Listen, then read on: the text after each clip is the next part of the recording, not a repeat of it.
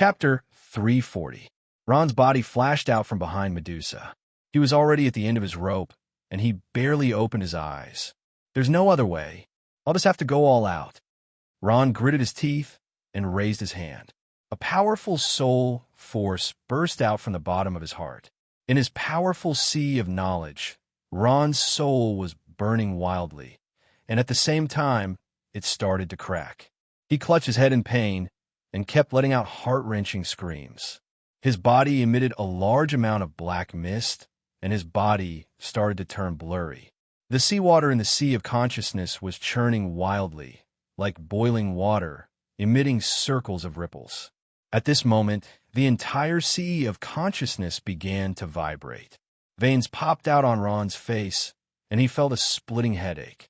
Not just his head, but his entire body felt like it was about to split apart. The pain of his soul being torn apart was unbearable.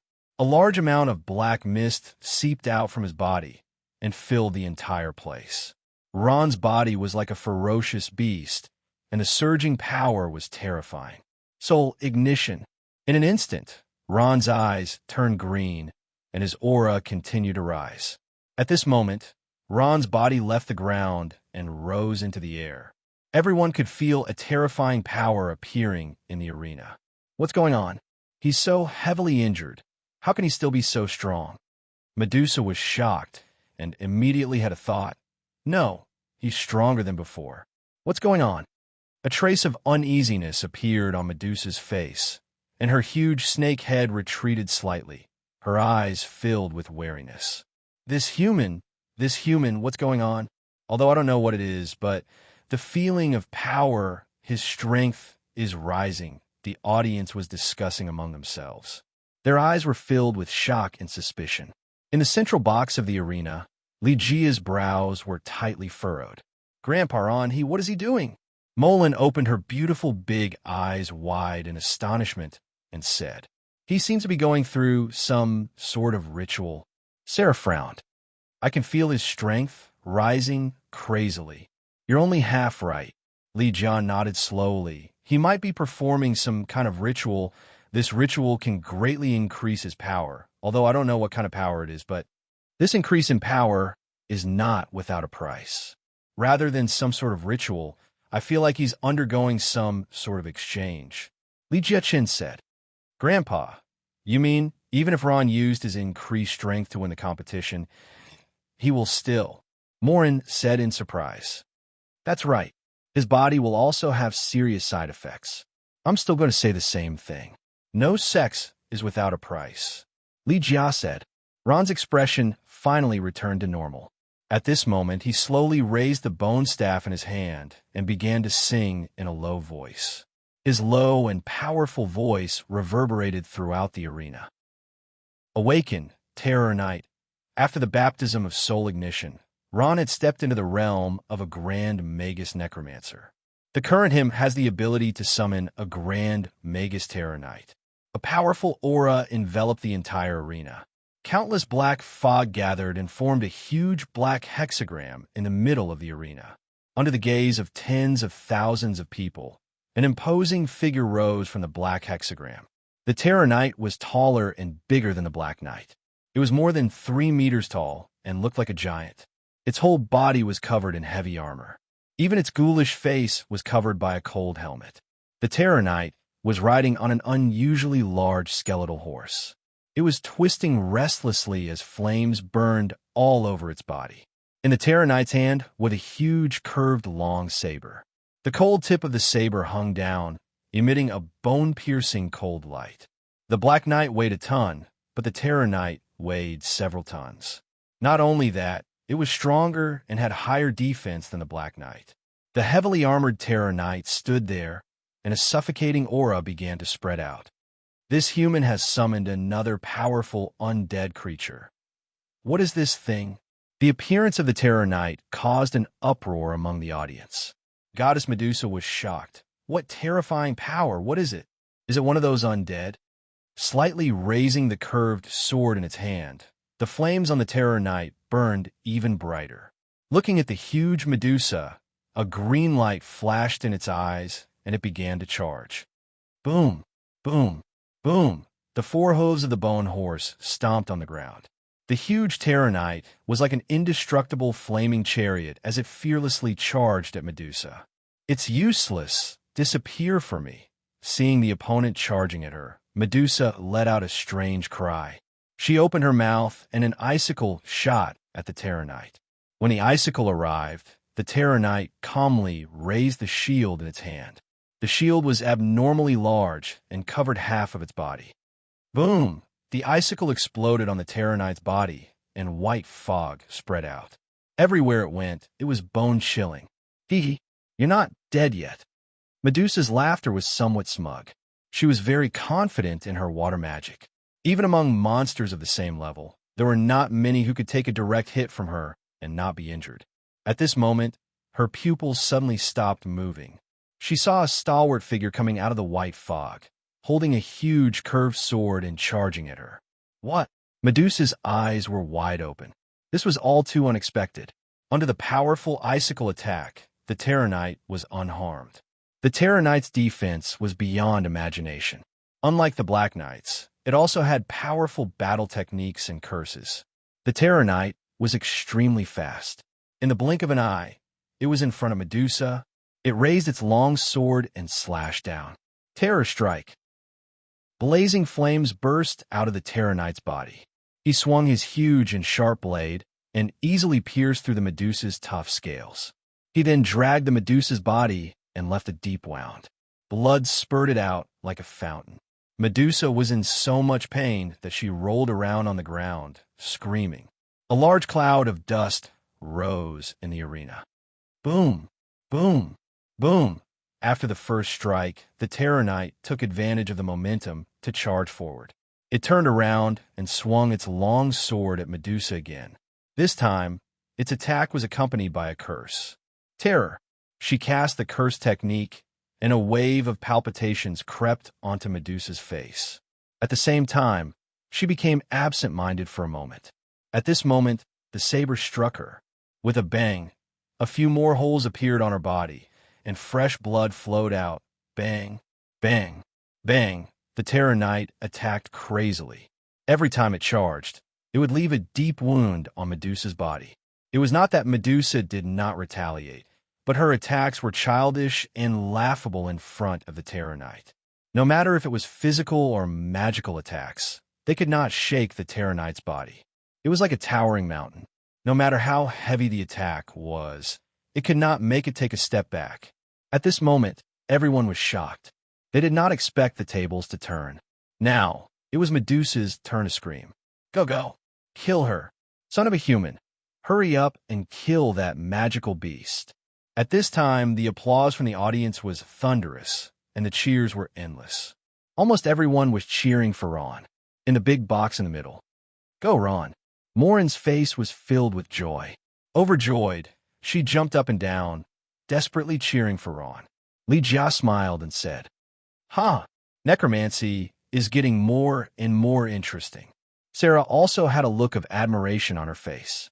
Dutin's face was dark, and his eyes were cold. No one knew what he was thinking. Under the continuous attacks of the Terranite, Medusa's will to fight finally crumbled. She raised her head and shouted, I don't want to fight anymore.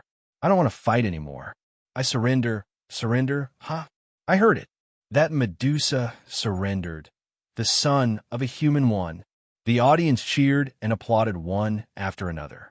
The Terranite also stopped attacking and walked back to Ron's side.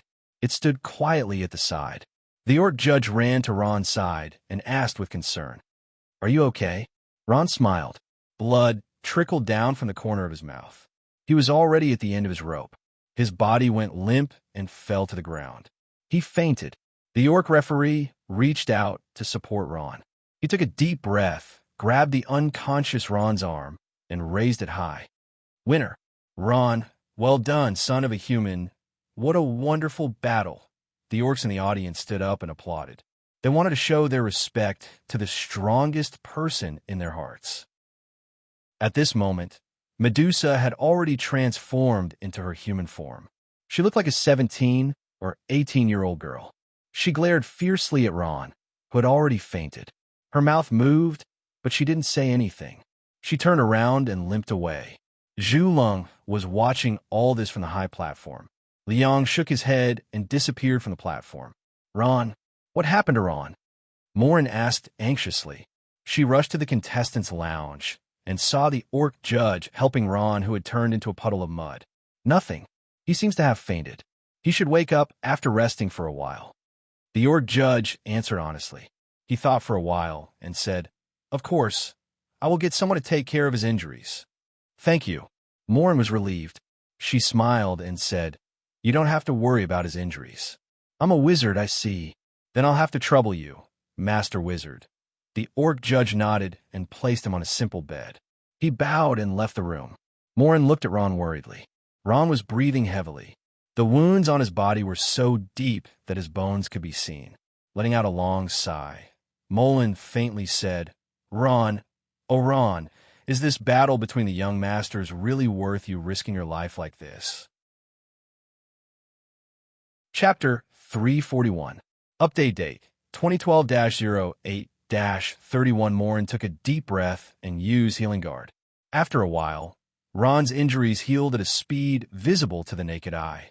Uploaded by a friend == Ron's injuries had healed, but to Morin's surprise, he still had not woken up. What's going on? Morin reached out to grab Ron's arm and examined it carefully. However, she did not find any abnormalities. She could not help but frown. His injuries are obviously healed, but why hasn't he woken up? Brother Ron. At this time, a clear voice sounded. A petite figure rushed in. Seeing Ron in such a state, she was frightened. Brother Ron, what happened to you? Raindrop shook Ron's arm with all her might, but Ron did not seem to feel anything. His eyes were tightly shut, and he was unconscious. Becerra, Iron Mountain, and the rest walked in. When they saw Ron, they all frowned. Becerra quickly walked to Ron's side. Seeing him like this, she immediately became anxious. Sister Morin, are you a magician? I beg you, please save him. Raindrop also said, Sister Morin, please save Brother Ron. Morin sighed. Of course I want to save him. However, I have already used Healing Guard, but he still hasn't woken up. Ah, Becerra exclaimed.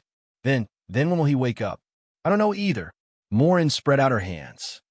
If he really can't participate in the competition, then he can only give up. However, at least he is still in the 8th place. This way, I can also stay with Grandpa. Becerra sighed. She glanced at Ron and did not say anything. Morin is also looking at Ron. Her eyes are closed, and her body is fine. Her face is calm, as if she is asleep. What should we do now? Becerra asked. She was asking both Morin and herself. Morin pondered for a moment. Let's carry him back to the hotel first.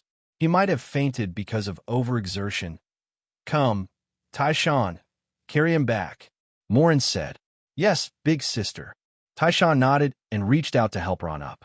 A 17 or 18-year-old girl limped along the cold corridor of the gladiator arena. The corridor was very dark, just like her current state of mind. At this moment, she slowly raised her head because she saw a familiar figure. I didn't expect you to lose. A young man of the same age walked out from the shadows with a smile on his face. What a surprise, Polisa. It's you? The girl called Polisa was the Medusa who transformed into a giant snake. She hid her name when she participated in the competition. Even though she lost, the cold arrogance on her face did not diminish. The person who came was also one of the top 8. He was from the same magical beast clan as Polisa, but his clan was different. He was a powerful poison manticore from the Poison Manticore clan. Other than Omega, he was the most popular contender for the championship. The magical beast Poison Scorpion Lion was called Napa. His strength was a notch higher than Palesha's, and he had already reached the 11th level. The ranks of magical beasts were roughly the same as the professions of humans. The 4th to the 6th grade were equivalent to the strength of a warrior, the 7th to the 9th grade were equivalent to the strength of a master, and the 10th to the 12th grade were equivalent to the strength of a master. Napa had an evil smile on his face as he mocked. The genius expert of the Medusa clan, Pale Shah, who can use the 2nd stage transformation, was actually defeated by a human. If this matter were to spread, I'm afraid the entire Magical Beast clan would laugh their heads off. Polisa slowly retracted her gaze and snorted coldly. What's so surprising about this? He's strong and I'm not as good as him. I have nothing to say. I don't agree with this. Nappa smiled. It's not that Magical Beasts can't lose, but what I can't accept is losing to a human. To a human. How can such a lowly race be compared to us? Napo's eyes were full of disdain.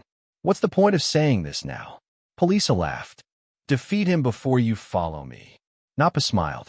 Of course, I'll definitely defeat him. As long as he meets me, then go ahead. Is there anything else? Nothing else? Okay, goodbye. Polisa felt that this guy was too boring. He came all the way here just to say this nonsense. She smiled in disdain and turned to leave. Humph. Looking at Polisa's back, Nappa snorted. His eyes flashed and his fists gradually clenched. Ron, I'll let you taste death. In the largest and most luxurious hotel in Zoomer City, Ron's body was lying there quietly on a bed full of decorations. He had not woken up since the end of the battle until late at night. Becerra and Raindrop were always by his side, taking care of him.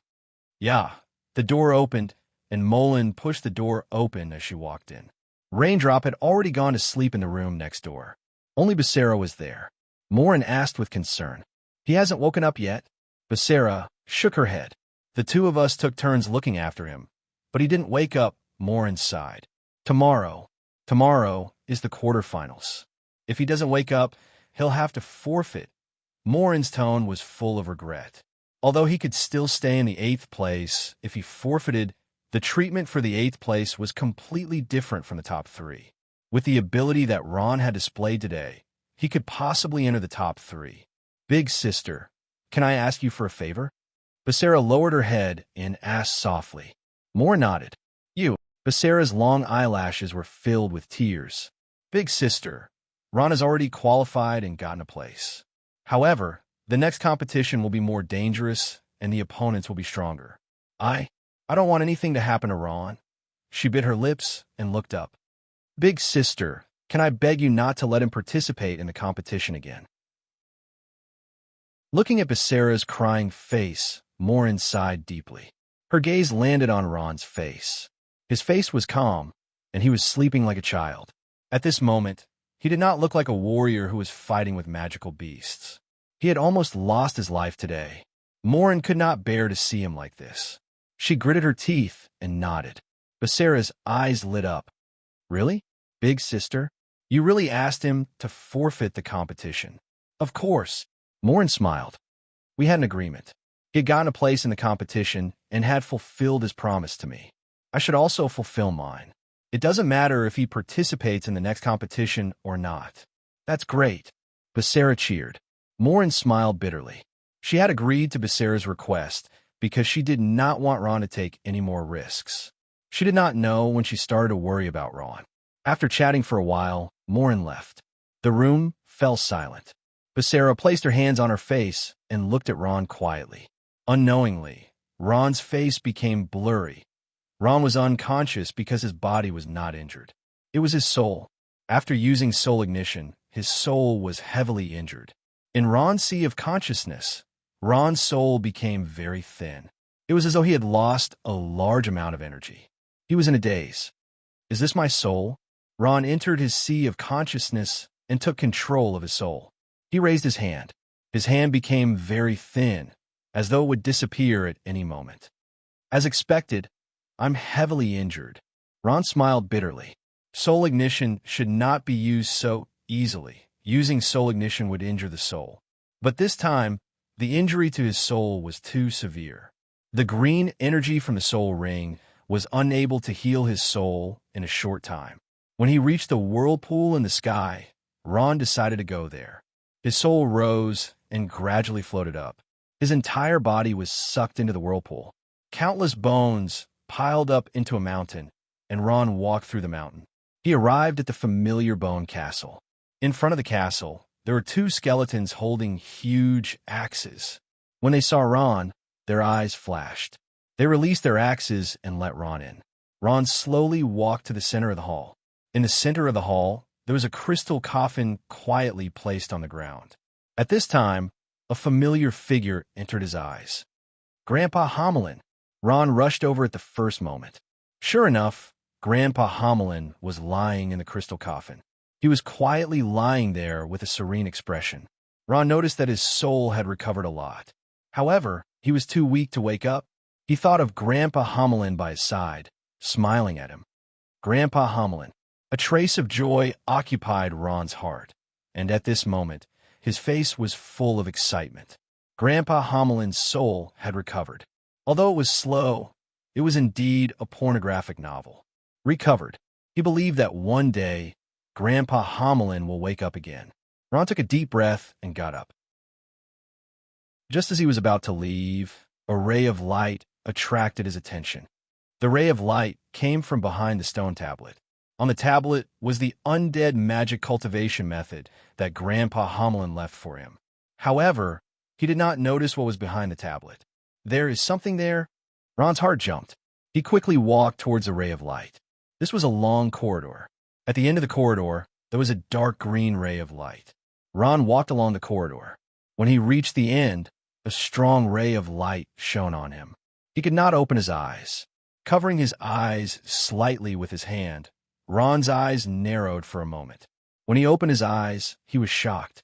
What is this? What he saw was a huge tower. Ron was at the bottom. He could not see the top. It was emitting a powerful soul. This energy made Ron feel suffocated. The tower emitted a powerful soul force that was attracting him, causing Ron to involuntarily move his feet and walk in the direction of the tower. At this time, a green light shone from the top of the tower, illuminating the dark sky. Ka-ka-ka. The tower started to rotate. It made a sharp ka-ka sound. Then it started to rotate. A large amount of soul energy flowed out and covered the sky. Chapter 342. Wisps of soul power flowed out and floated around in the air. The souls that flew past him let out shrill cries. **TXT ebook download. **Ron took a deep breath. This familiar power made him feel good both physically and mentally. Like a group of sharks smelling blood, the scattered soul power began to gather around Ron's body. Ron widened his eyes in shock. What's going on? Despite his shock, Ron did not stop the soul power. At this time, the pervasive soul power began to seep into Ron's soul. Once the powerful soul power entered, Ron's body felt like it was being gently caressed by a gentle wind. He felt comfortable all over. It's like my soul power is recovering rapidly. As the soul power continued to increase, Ron was even more surprised. At this moment, he opened his arms and welcomed the baptism of the soul power. Ron closed his eyes comfortably. His injured soul frantically absorbed the soul power. At the same time, Ron's soul gradually became clearer in the outskirts of Zoomer City for Corner's Castle. Master Dutan, are you looking for me? Zhu stood quietly in front of Dutan. Since the last time Dutan talked to him, he did not have much feelings for Dutan. He came to Four Corners Castle again only to show his respect. Dutan sat in a wide chair and swirled the wine glass in his hand. He took a sip of the red wine in the glass and glanced at Zhu with a smile. The latest news from the Thorny Flower tribe. Ron, who qualified in the fourth group, has been unconscious ever since he came down from the arena. They can't find out the reason. I guess he won't be able to participate in the Cho signing ceremony tomorrow. If he did not sign the Cho, it meant that he had forfeited. Even if he did not forfeit, Ron would not be able to fight in his current unconscious state. Dutan's face was full of smiles. I didn't expect him to do this. My arrangements have been wasted. If I knew this would happen, I would have arranged for you to be in the same group as him. That way, you would have won without a fight. Zhu slowly raised his head. His face was calm. Master Dutan, you don't have to do this. I, Zhu, am not a person who wins the competition by cheating. Oh. Dutan stood up and looked at Zhu Yu with a playful expression. He smiled and said, Do you think you can defeat him when he shows his true strength? No, but I think that I can fight him with my strength. Zhu said straightforwardly. There was a hint of determination in his eyes. Fight with him? Dutan frowned. He did not like this kind of risky gambling. To him, the process and result of the competition must be firmly in his hands. No need. Dutan's face darkened with a hint of displeasure. I will not allow any mistakes during the competition. Zhu, your opponent has already been decided. With your strength, you should be able to win easily. You don't have to worry about anything. Just do your own thing. Lord Dutan, Zhu raised his head. There was a strong anger on his face. He clenched his fists and trembled. He wanted to say something, but he swallowed his words. No one wants their fate to be arranged and controlled. Zhu was no exception. Although he followed Prince Dutan's orders, he was not willing to accept it. What can he do? He was just an ordinary orc warrior. Although he was appreciated by the king of Serra country, it did not mean that he had the ability to go against Prince Dutan's orders. The next morning, the gladiator arena was as lively as usual. The audience entered the arena one after another. Their eyes were filled with excitement. From today onwards, the most intense and exciting part of the gladiator tournament, the quarterfinals. After many rounds of elimination, the remaining contestants are all powerful warriors. Their final battle will be the focus of everyone's attention. An orc said excitedly, "Haha, we are finally in the quarterfinals. I have been waiting for this day for a long time." Another orc said, "That's right. This exciting gladiator tournament only happens once every 4 years. We will have to wait another 4 years for the next one. If only it was once a year. This is the most exciting part. I am looking forward to that human called Ron's performance." One of the orc spectators beside him commented. The audience went to their seats and sat down. After a while, the entire gladiator arena was filled.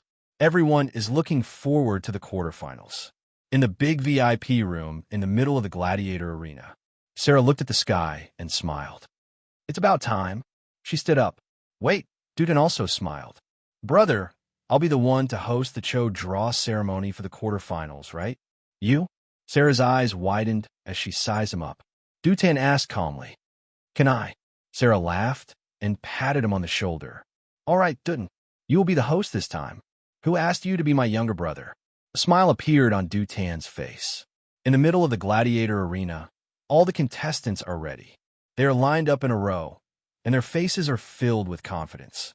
They are looking at their opponents with hostility. All the demonic beasts have transformed into their human forms, but they still have some demonic beast features. They are also exuding their auras.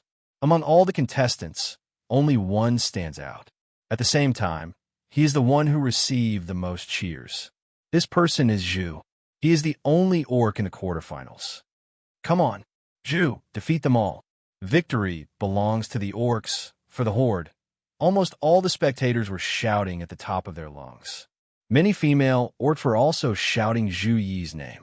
Their eyes were filled with fanaticism as they looked at Zhu Yi. There are only 7 contestants at the Cho draw for the quarterfinals. To be exact, there are 6 demonic beasts and 1 orc. The only one absent is Ron. Zhu is very calm. Although the competition has not started yet, he has adjusted himself to his best state. Prince Dutan walked to the center of the Cho draw ceremony under the watchful eyes of the audience. He stopped and slowly scanned the audience. As expected, the human is not at the Cho draw ceremony. Not bad. Zhu has 1 less competitor. Dutan thought to himself. As Dutan thought about it, a smile appeared on his face. He glanced at everyone, coughed softly, and said in a clear voice, "Contestants in the top 8, I'll be hosting the Cho draw ceremony today. I believe everyone knows that now that we are in the quarterfinals, we will have 4 one-on-one matches. The 4 winners will enter the finals," he smiled. But today there are only 7 contestants in the top 8. This means that 1 contestant has already given up. In other words, in the Cho drawing ceremony later, 1 lucky contestant will automatically advance to the next round. Wait, just as Dutan was talking nonstop, a voice interrupted him. Morin is walking over quickly. She is wearing a long floral dress, which is very eye-catching. She walked quickly to Dutan. Dutan frowned slightly and smiled. "Haha, isn't this Thorny Flower Tribe's Sister Morin? What's the matter?" Prince Dutan. Molin performs a standard Beastman salute and says calmly, "One of the top 8 contestants Ron, is a warrior sent by my thorny flower tribe. He is not feeling well today and is absent from the Cho signing ceremony. Therefore, he entrusted me to help him sign the Cho signing ceremony. Although she had promised Becerra not to let Ron fight again, Morin knew that Ron did not make this decision. However, if he forfeited, he would have no other choice. Morin thought that she should fight for it. At least, she could sign the Cho draw ceremony and leave it to Ron to decide whether to fight or not. Of course, this will have to wait until Ron wakes up. Dutan's smile stiffened. He hesitated and smiled. Sister Morin, I'm sorry. I can't promise you what? Morin was shocked. This answer was completely out of her expectations. She did not expect Prince Dutan to reject her request. I'm sorry, Morin. Who asked you not to send an orc warrior? Dutan sighed in his heart. He smiled and said, I'm sorry, Big Sister Molin, but this Cho signing ceremony requires the contestant to be present in person. Since the contestant is absent, I can't agree to your request. Morin's expression changed from shock to anger. She shouted, Why? Who said that I can't sign the Cho draw ceremony? Dutan, I don't think there's such a rule in the young tournament. Morin's mouth moved. Even Dutan called her by her name. That's right, Sister Morin. You're right. There's no such rule in the young tournament. So, I'm ruling that signing the Cho draw ceremony is not in accordance with the rules. Dutan was still smiling. He was obviously trying to change the rules of the young tournament. Morin was furious. She clenched her fists. She thought Dutan would at least give her some face. Unfortunately, she was wrong. Morin's behavior was noticed by everyone in the arena. The audience started to talk about it. At the same time, the people in the central box also saw this scene. Li Jia smiled and looked at Sala. Dutan is not a simple person. Sala can only smile bitterly. He is starting to regret letting Dutan host the Cho signing ceremony. After some time, Ron finally stopped absorbing the soul energy. Due to the large amount of soul energy, his soul had recovered to its peak state. Ron's consciousness returned to his body, and he slowly opened his eyes. The sun shone into the room, and the room was brightly lit. He looked around and found Becerra sleeping beside him. At this moment, she was lying on his bed. Her golden hair was spread out casually. She looked like a sleeping beauty. This girl. Ron smiled. His heart was filled with tenderness. Shit. Suddenly, he slapped his head. Top 8. I still need to participate in the top 8. Today is the day of the top 8. Ron's eyes showed a hint of anxiety. I hope I can make it in time. He lowered his head and glanced at Becerra, who was sleeping soundly. Ron couldn't bear to disturb her sleep, so he could only gently make love to her. Although Ron's movements were gentle, Becerra woke up. She opened her eyes and looked at Ron. Her eyes were filled with disbelief. Then, she became ecstatic. Chapter 343. I just woke up. Are you all right? You've been unconscious for a day and night. It's worrying. Becerra looked at Ron carefully and asked with concern. Update from Zhang Yuyu. I'm fine. I'm fully recovered now. Ron smiled. Then his face turned serious. Oh yes, today is the day of the Cho signing ceremony. Has the ceremony started? Becerra's face darkened. Ron, are you still going to participate in this dangerous game? Ron could not bear to see Becerra's concern, but he nodded. That's right. I've promised more and sis. Of course, that's not my only reason. I still want to challenge a strong opponent. Only in battle can I break through my limits. You can only reach the peak if you continue to surpass yourself. Ron's eyes were brimming with confidence. Becerra's eyes dimmed after hearing Ron's words. It's my fault. Ron, you're destined to be a strong person. I'm too arrogant. What's wrong? Ron was a little surprised. He was confused when he heard this. Becerra told him that Morin had promised not to let Ron participate in the game. Hearing this, Ron smiled. She's only doing this as a temporary measure. I think she's already signed the Cho signing ceremony on my behalf. I hope I can make it in time. With that, he chanted an incantation, and before long, a gargoyle appeared in front of them. Ron stepped forward without saying a word. I'm leaving. Wait. Becerra pulled Ron with a determined look. I'll go with you. The gargoyle rushed out of the window and disappeared into the sky. Inside the arena, Lan and Du Tan were in a stalemate, facing off against each other. Since the beginning of the Young Masters tournament, there has never been a situation where a substitute contestant has signed a Cho contract. So, Sister Morin, I'm really sorry that I can't help you. Du Tan smiled. He still maintained his gentlemanly demeanor, which was a stark contrast to the exasperated Morin. Mullen still wanted to argue. At this time, she was also a little angry because of Du Tan's attitude. However, the words that were about to come out of her mouth were interrupted by another person. So boring. The person who spoke was wearing a tight black robe. He was Napa. He yawned lazily and said to the two of them, "You two are so annoying. You've been arguing for half an hour over this small matter. Morin, yeah, is it worth it to waste my time for a human?" Morin fell into a rare silence. The identity of the person who spoke was not simple. Moreover, the reason was right here, and she could not refute. Napa smiled. "That human is lucky that he can't come. Sister Morin, I can tell you clearly that if he meets me, he will die a horrible death." Napa waved his hand. "Hurry up and start the Cho contract. Otherwise, this young master will not accompany you." Sigh. When Morin heard this, she sighed and did not insist. She could only retreat helplessly. When Du Tan saw Morin retreat, he was relieved. He said loudly, "In that case, I won't waste your time. Now, let the Cho contract ceremony begin." "And what's that?" "Something is flying over." The audience pointed to the sky and shouted. A bat-like object appeared in the sky above the arena and was constantly circling.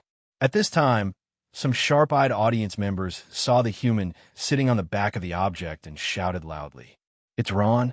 Ron is here." In the luxurious box in the center, Li Jiao laughed. "Ha, he just arrived. This human is not bad," Sala gasped. There were not many people who could receive Li Jia's praise, and this human was one of them. The gargoyle slowly landed on the ground. Ron pulled Becerra down from the gargoyle's back and took a deep breath. He smiled at Morin, who was walking towards him. "Like, I just made it." Morin could not take it anymore and jumped into Ron's arms. "You always make people worry. I thought you would never wake up again." Ron sighed in his heart. The last battle was really dangerous.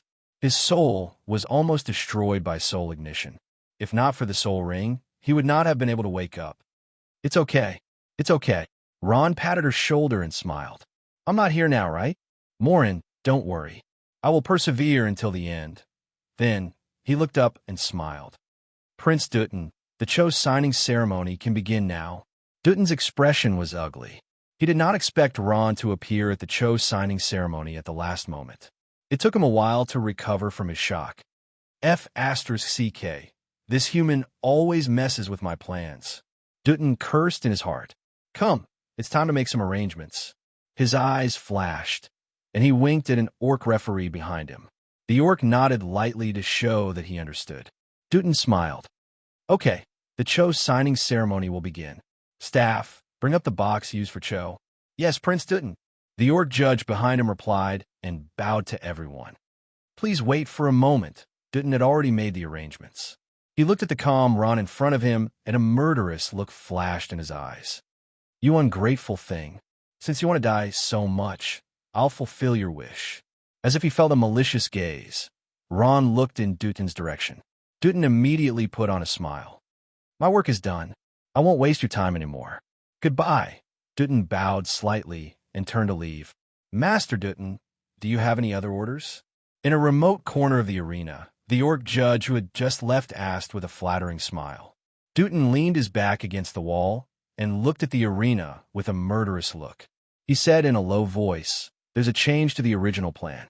Let that human choose number 5. Everything else will remain the same." "Yes, my lord, I understand." The orc judge smiled and bowed to Du Tan. His figure gradually faded away. "Hee, Ron, you're still not dead this time? If you're scared, then just give up." Dutton's soft laughter came from the darkness. He looked deeply at Ron in the arena. This decision was basically announcing Ron's death. This was because Ron's next opponent was number 6, and number 6 was the venomous manticore Nabo. The orc judge walked into a room. On the table in the room, There was a box as big as a faceplate. This is it. The orc judge smiled. The orc judge smiled. The space bag at his waist flashed, and a few round balls appeared in his hand. He casually took the balls used for drawing lots out of the box and put in the balls he had brought. The task was completed easily. This was not the first time he had done it. The previous few times he had drawn lots, he had done it under Dutton's instructions. However, the orc judge did not notice that a pair of eyes was staring at him from a dark corner while he was doing all this. It's done. He. When the time comes, Prince Dutton will definitely reward me. The orc judge smiled. He gently picked up the box and walked out slowly. At this time, the door of the room was kicked open with a bang. The orc judge was shocked and almost dropped the box in his hand. At this time, a dozen orc warriors swarmed in and surrounded him. Who are you people? That orc judge panicked. He had a bad feeling in his heart. We're for the inner guard. We take orders from His Majesty the Orc King. We've all seen what happened just now. I think it's time for you to explain to His Majesty the Orc King. The leading orc officer said expressionlessly. It's over. When the orc judge heard this, he fell to the ground. The 8 of them quietly stood in the arena. Half an hour had passed since the start of the draw. Ron was still calm, but the others were no longer able to remain calm. Why aren't they here yet? Nappa was getting impatient. He paced around and scolded. This is such a F*** king competition. If I knew the rules were so complicated, I wouldn't have come. Zhu's face twitched slightly, and he turned around. Nappa, watch your words. This is the Orc Empire's competition. If you don't want to participate, please withdraw. Don't stay here and talk nonsense. Nappa Ding stared at Zhu as if he wanted to eat him. He was the genius of the poisonous scorpion lion tribe. He had always been strong in his tribe. He was not afraid of anything. When someone dared to go against him, he was already pissed. You're called Zhu, right? I'll take care of you. You better pray that you don't meet me in the competition. Otherwise, I'll kill you. Zhu was not moved by Nappa's threat. He said calmly, Very well. I'll fight you to the end. When their eyes met, a murderous aura started to spread. He's here. He's here, someone said. A person wearing a judge's uniform walked out with a box. This judge isn't the one just now. Ron had sharp eyes. He could tell that the orc judge was not the one just now. However, he did not know if it was a deliberate arrangement, so he did not take it to heart. The signing ceremony started.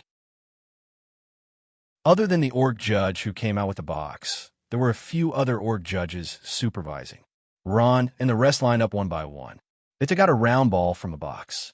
A large wooden board was brought out. On it were the pictures of the competition from number 1 to number 8. The name below was empty. Whoever got the chance to sign their name on it. Prince Dutan smiled as he returned to the private room. When he entered, he saw an orc guard whispering something to his brother, Sala. At the same time, the orc guard kept glancing at Dutan. You're back. Sala smiled. He waved his hand and asked the guard to leave. How's the signing ceremony? Pornographic novels. It's going well. Dutan smiled. The competition is about to start. Let's just wait for the exciting scene. This scene will be interesting. Sarah looked at Li Jia and smiled. Contestants, please raise the ball in your hand and show it to the audience, the orc judge said. The first contestant, Nappa, smiled. With a flash of his hand, a sphere appeared in his palm. The number 7 on the sphere was displayed. Nappa, number 7, the orc judge said loudly. At the same time, he wrote Nappa's name on the board. Next contestant, Dutan, was sitting on a large chair. He was smiling with a confident expression on his face. Gradually, his expression began to change, and he became extremely shocked. Well, what's going on? Sala and Li Jia looked at each other and nodded. The Cho signing ceremony was still going on in an orderly manner. Next contestant, number 2, last contestant, Ron. Ron took a step forward and raised the ball in his hand high up.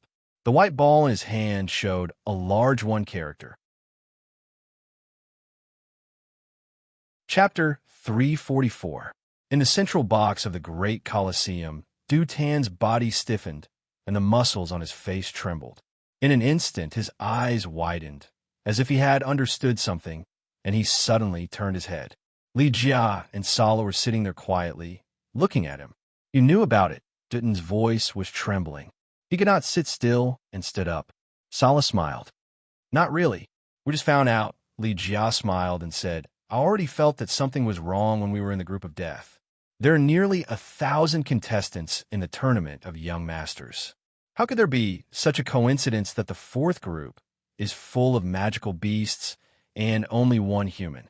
This kind of combination is extremely rare in the history of the tournament, Sala added. I also felt something was wrong. I asked someone to investigate and found some clues. Unfortunately, there was no evidence at that time. Now, we have the evidence. Sala's face became serious. My dear brother, what else do you have to say? Dutin's body was trembling. He could not speak. His face was red and white. Everything that he had carefully planned now seemed like a joke. Sala sighed. Dutin, you really disappoint me. Sala's pornographic novel Lara called out Du Tan's name directly, which showed how disappointed he was.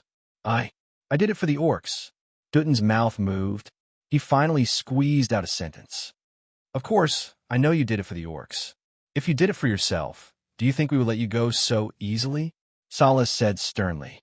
Your way of thinking is good, but your methods are too shameless. Since when do we, the noble orcs, need to cheat to win? Sala looked at Dutin deeply. Do you think it's honorable for us to win with such methods, even if no one finds out? Dutin's face was burning. He wanted to dig a hole and hide in it. Sarah stood up and turned to Li Jia. She bowed and said sincerely, It's all my fault. I didn't control my little brother. Li Jia, you can do whatever you want with him. I won't complain. Li Jia laughed and waved his hand. Forget it. Do you need me for such a trivial matter? Just deal with it. Master Cieli. Sala bowed deeply with a look of respect on his face. Rika let him handle it, which showed that he was going to let Dutin go. Sarah turned around and scolded. Why aren't you thanking Mr. Li? Thank you, Lord Li. Dutan lowered his head. Li Jia smiled and said, It's too easy to let the beastmen get into the top 3. We just need to change the rules and only allow beastmen to participate. But what's the point of this tournament?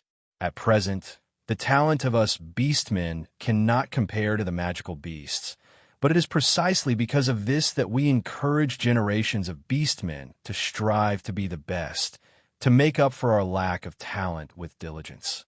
Li Jia sighed and said earnestly, Fake results are far from fake. You can fool others, but you can't fool yourself. Master Cieli, I was wrong. Dutin's face was full of regret. Go back and reflect on yourself. Sarah said. In the arena, Zhu was stunned when he saw the big 1 in Ron's hand. Didn't Prince Dutin already arrange it? Did he change his mind again? Zhu did not understand what was going on. However, he quickly regained his senses and slowly walked towards Ron. Ron also raised his head and looked at him with a smile, his expression calm. I didn't expect to be your opponent in the first round of the finals.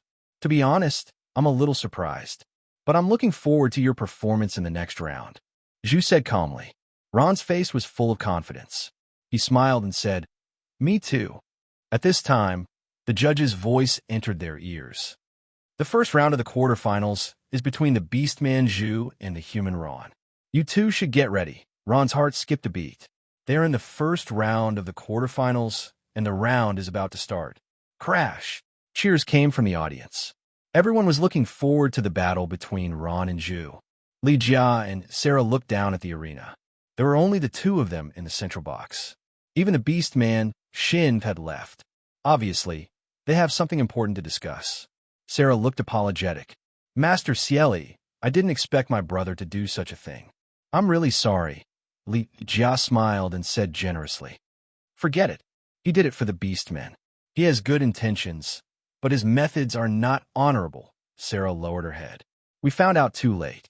The results of the qualifiers and group matches cannot be changed. Now, for the quarterfinals, the draw is absolutely fair. I can guarantee it with my life. Let's just go with the flow. Li Jia said helplessly. But you must be careful. Don't leak this information. I understand. Sala nodded heavily. This meant that someone's head would fall to the ground. Of course, this person would not be Dutin. Li Jia smiled. Ever since Sarah took over as the Beast Emperor, he is very satisfied with everything. What do you think of the battle between Zhu and Ron? Li Jia changed the topic. They are both very strong. Sarah lowered her head. After the battle between Ron and Medusa, I was very surprised. Honestly, it will be very difficult for Zhu to win. The battle will be very cruel. Of course, from a psychological point of view, I still want Zhu to win, Sarah added. Li Jia nodded, but did not comment. He said slowly, then let's wait and see. Although both of them looked relaxed, their hearts were heavy. They thought of one thing. If Zhu loses, the Beastmen will not be able to enter the top 5. In a lounge of the Young tournament, Ron was sitting quietly on a large table with his eyes closed. His opponent was a Beastman genius, so it would be a lie to say that he wasn't nervous. Ron tried his best to calm himself down according to the method taught by Homeland's grandfather. There was another person in the room. It was Morin.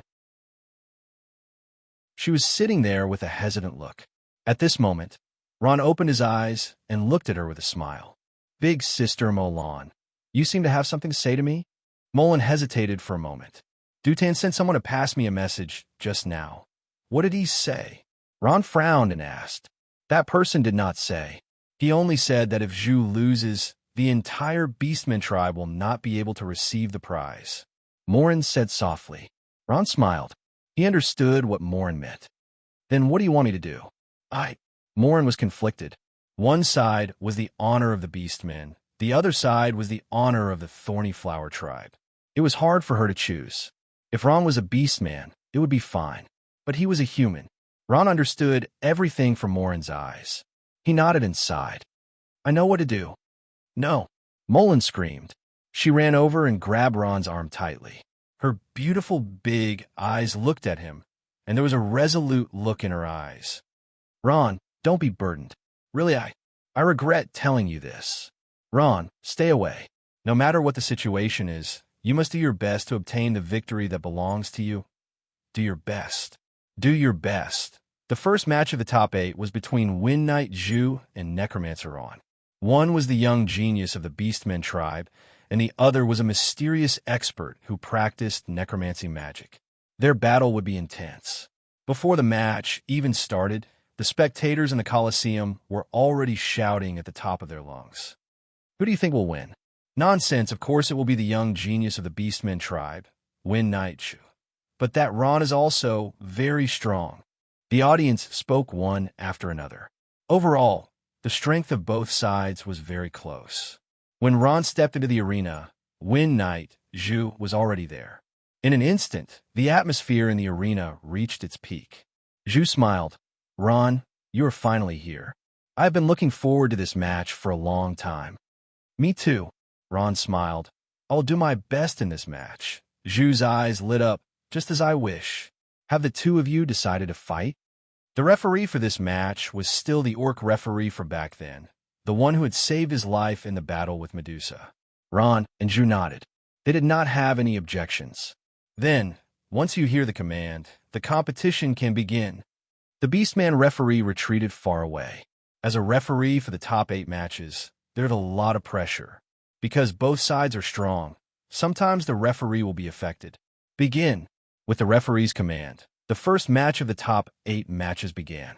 With a swoosh, the two retreated like lightning and took out their weapons. In Ron's hand was an orange-red staff, while in Zhu's hand was a heavy scepter. The tip of the scepter was as sharp as a blade, and it was surrounded by a dark golden glow. This was a close-range scepter. In Zhu's hand, it could be used for close combat and also cast magic. Ron, I have a body that cultivates both magic and martial arts. Be careful.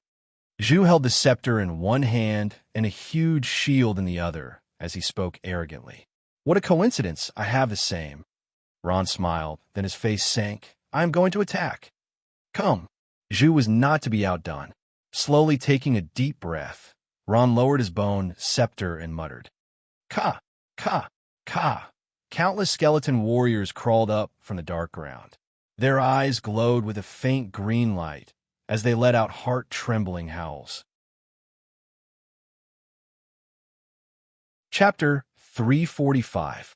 As soon as the battle began, the audience cheered as if they were on steroids. Their cheers filled the entire sky. Everyone, This is a pornographic novel. Familiar. Kill him. Ron waved his bone staff and ordered the powerful undead creatures to pounce on him like wolves and tigers. At this time, the skeleton warriors that Ron summoned were very different in appearance from the first time he summoned them. Those skeleton warriors were covered in heavy armor and held huge battle axes in their hands. Their strength was no longer the same as before. Zhu Shun's eyes narrowed. He had fought Ron many times, so he didn't think these skeletons were weak. He tensed up. Zhu Shun lowered his hand and took the lead, attacking the skeletons madly. Boom! Boom! Boom! Zhu Shun's heavy scepter struck a skeleton warrior and sent it flying. Zhu Shun's strength was so great that the skeleton warrior was reduced to dust. A skeleton warrior turned into smoke and disappeared, followed by a second. A third. Zhu Shun's martial arts were amazing. His scepter danced up and down, and lightning flashed in the arena. None of the skeleton warriors were a match for him. Before long, more than half of the skeleton warriors that Ron had summoned had disappeared. Zhu Shun's martial arts have improved again. Sarah's eyes lit up. Who knows, he might be able to achieve better results this time. Li Jia smiled. That's not necessarily true. Ron hasn't used his true strength yet. Those skeletons look weak, but they're not easy to deal with. Almost all of the skeleton warriors had disappeared, but Ron didn't panic.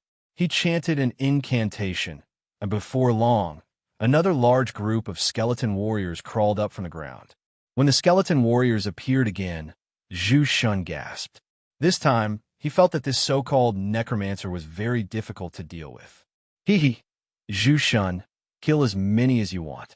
I can tell you clearly that I can summon an endless number of skeletons. Ron chuckled. He then waved his hand. Kill him for me, roar. The skeleton warriors let out a strange cry, and the giant axes in their hands flashed with a cold light as they charged forward again. What a troublesome fellow. Zhu Zhu's heart sank. Come on, it's time for me to show off some of my strength. He took a deep breath and slowly raised the scepter in his hand. In an instant, his face became extremely serious. At this time, his battle robe fluttered without wind, and a powerful aura spread out from his body. When his aura reached its peak, he made his move. Concentrated lightning. A blue arc of lightning burst out from Zhu's body, and in an instant, it covered the entire stage. The blue light flashed, and Zhu's surroundings were filled with a powerful energy. This was one of the Beastman's lightning-type battle techniques. The skeleton warriors closest to it were instantly turned into ashes. The lightning continued to spread, and before long, all of the skeleton warriors were annihilated. What? Ron was shocked. He hadn't expected so many skeleton warriors to be wiped out in an instant. At this time, all of the skeleton warriors in the arena had been destroyed. Only Ron stood there alone. Chance! Zhu Zhu gritted his teeth. He had already seen Ron's fighting style, and he had secretly analyzed it. Everyone knew how powerful Ron's skeletons were, so he couldn't give him a chance to summon them. Lightning Strike, a powerful lightning-type battle skill, was used. At this moment, Zhu turned into a beam of lightning. His speed was extremely fast, and he appeared in front of Ron in an instant. He raised his heavy scepter high and smashed it down. The tip of the scepter flashed with lightning. Pop up bone shield. It was too late to use the haze spell, so Ron could only use the bone shield to defend. A huge shield the size of half a person appeared in front of Ron, with a sinister skull engraved in the middle of the shield. Boom! A muffled sound came from the arena. It was the sound of Zhu Zhu's scepter hitting Ron's bone shield. It was as if a whirlwind had appeared in the arena, and then a tyrannical lightning spread out. Boom! Boom! A huge magnetic field formed around Ron. Lightning scattered down, and the hard ground began to collapse and crack. What? At this time, Ron was shocked. Although he had defended against Zhu Zhu's attack, he could feel an extremely dangerous power passing through the giant bone shield towards him. Bang! Ron's body emitted a dazzling light. In the next moment, he was sent flying. He rolled a few times in the air and fell heavily on the ground. Ah! Exclamations came from the audience. Ron! Mullen exclaimed loudly. She lost her composure and stood up. How could this be? I clearly blocked it. Ron struggled to get up. The corner of his mouth was stained with blood. This time, he was seriously injured. The injuries on his body were secondary, but at this time, he couldn't understand. At this time, Ron slowly said, "Strong power. It can actually pass through my shield. What kind of power is this?" Hee. Zhu smiled. "I'm not afraid to tell you. This is the power of lightning." Hee. You're not familiar with the power of lightning. No wonder. The power of lightning does not exist in the human world. Humans could only cultivate 3 types of elemental power: fire, water, and earth. Humans could not cultivate the power of wind, lightning, and poison. Similarly, beastmen could not cultivate the power of fire, water, and earth. Therefore, Ron had never seen the power of lightning. So this is the legendary power of lightning. I read in the book that the power of lightning can be transmitted. It ignores physical defense. It is indeed so. Ron secretly took a breath and said, "The power of lightning is indeed worthy of its reputation." At this time, he remembered that Shea's unicorn used the power of lightning. But at this time, he did not expect a block in front of him. Zhu smiled. "I cultivate lightning magic." Ron, admit defeat. Humans cannot withstand a single blow from the powerful power of lightning. With that, he did not waste any more words with Ron. He waved the scepter in his hand and rushed forward. Lightning strike. The current Ron did not dare to take the attack head-on. He waved the bone scepter in his hand, and his body turned into a black fog and disappeared. Zhu was a little annoyed that he could not hit him. At this time, he saw Ron's figure appear behind him. "Damn it, where can you run to?" Zhu sneered. He raised the scepter, and a bolt of lightning chased after Ron. Lightning chain. Boom! Ron's body just appeared, and it was as if he was struck by lightning. His body stopped in midair. Under the powerful electric current, he was electrocuted in an instant. Ron let out a scream and fell to the ground. He could not stop twitching, and his eyes rolled back. The clothes on his body burst open, and his skin cracked. Traces of blood seeped out. He did not die. Zhu frowned. He was quite surprised by the strength of Ron's body. Do you think that you can escape? Let me tell you, the speed of lightning magic is the fastest. Zhu smiled. No matter where you run to, it will be useless. Damn it. Ron gritted his teeth. He wanted to get up, but he quickly fell down. The electric current kept flowing in his body. At this time, he had lost the ability to fight. Zhu was expressionless. He walked over step by step and said, "Do you feel weak all over? Do you not feel stable?" "Not bad. The power of lightning can even numb your body." When he was talking, Zhu had already arrived in front of Ron. He pointed his scepter at Ron and sneered, "Admit defeat, Ron. In front of my lightning power, you have no chance." Ron lost. He lost so fast. Isn't he very strong? Zhu is stronger than him. Seeing the outcome of the battle, the spectators started to discuss. At the same time, their eyes flashed with disappointment. They were disappointed with Ron's strength. They had expected an evenly matched battle. But in just a short while, the outcome of the battle was decided. At this time, thunderous applause sounded. Everyone was cheering for Zhu's victory. The spectators in the Colosseum were all beastmen. Zhu's victory was expected.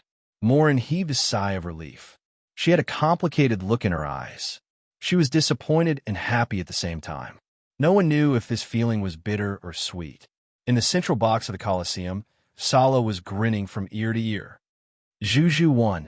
To be honest, I did not expect him to win so easily. Li Jiao was not as optimistic as Sala. He frowned and said, "Did he really win? The human does not look like someone easy to deal with." Mr. Li Jia, you worry too much. The lightning element ignores all physical defenses, and it's the bane of most humans. Ron isn't familiar with this, so it's reasonable that he won. Sala chuckled. He looked even happier than if he had won the match. I don't think it is that simple. Li Jiao muttered.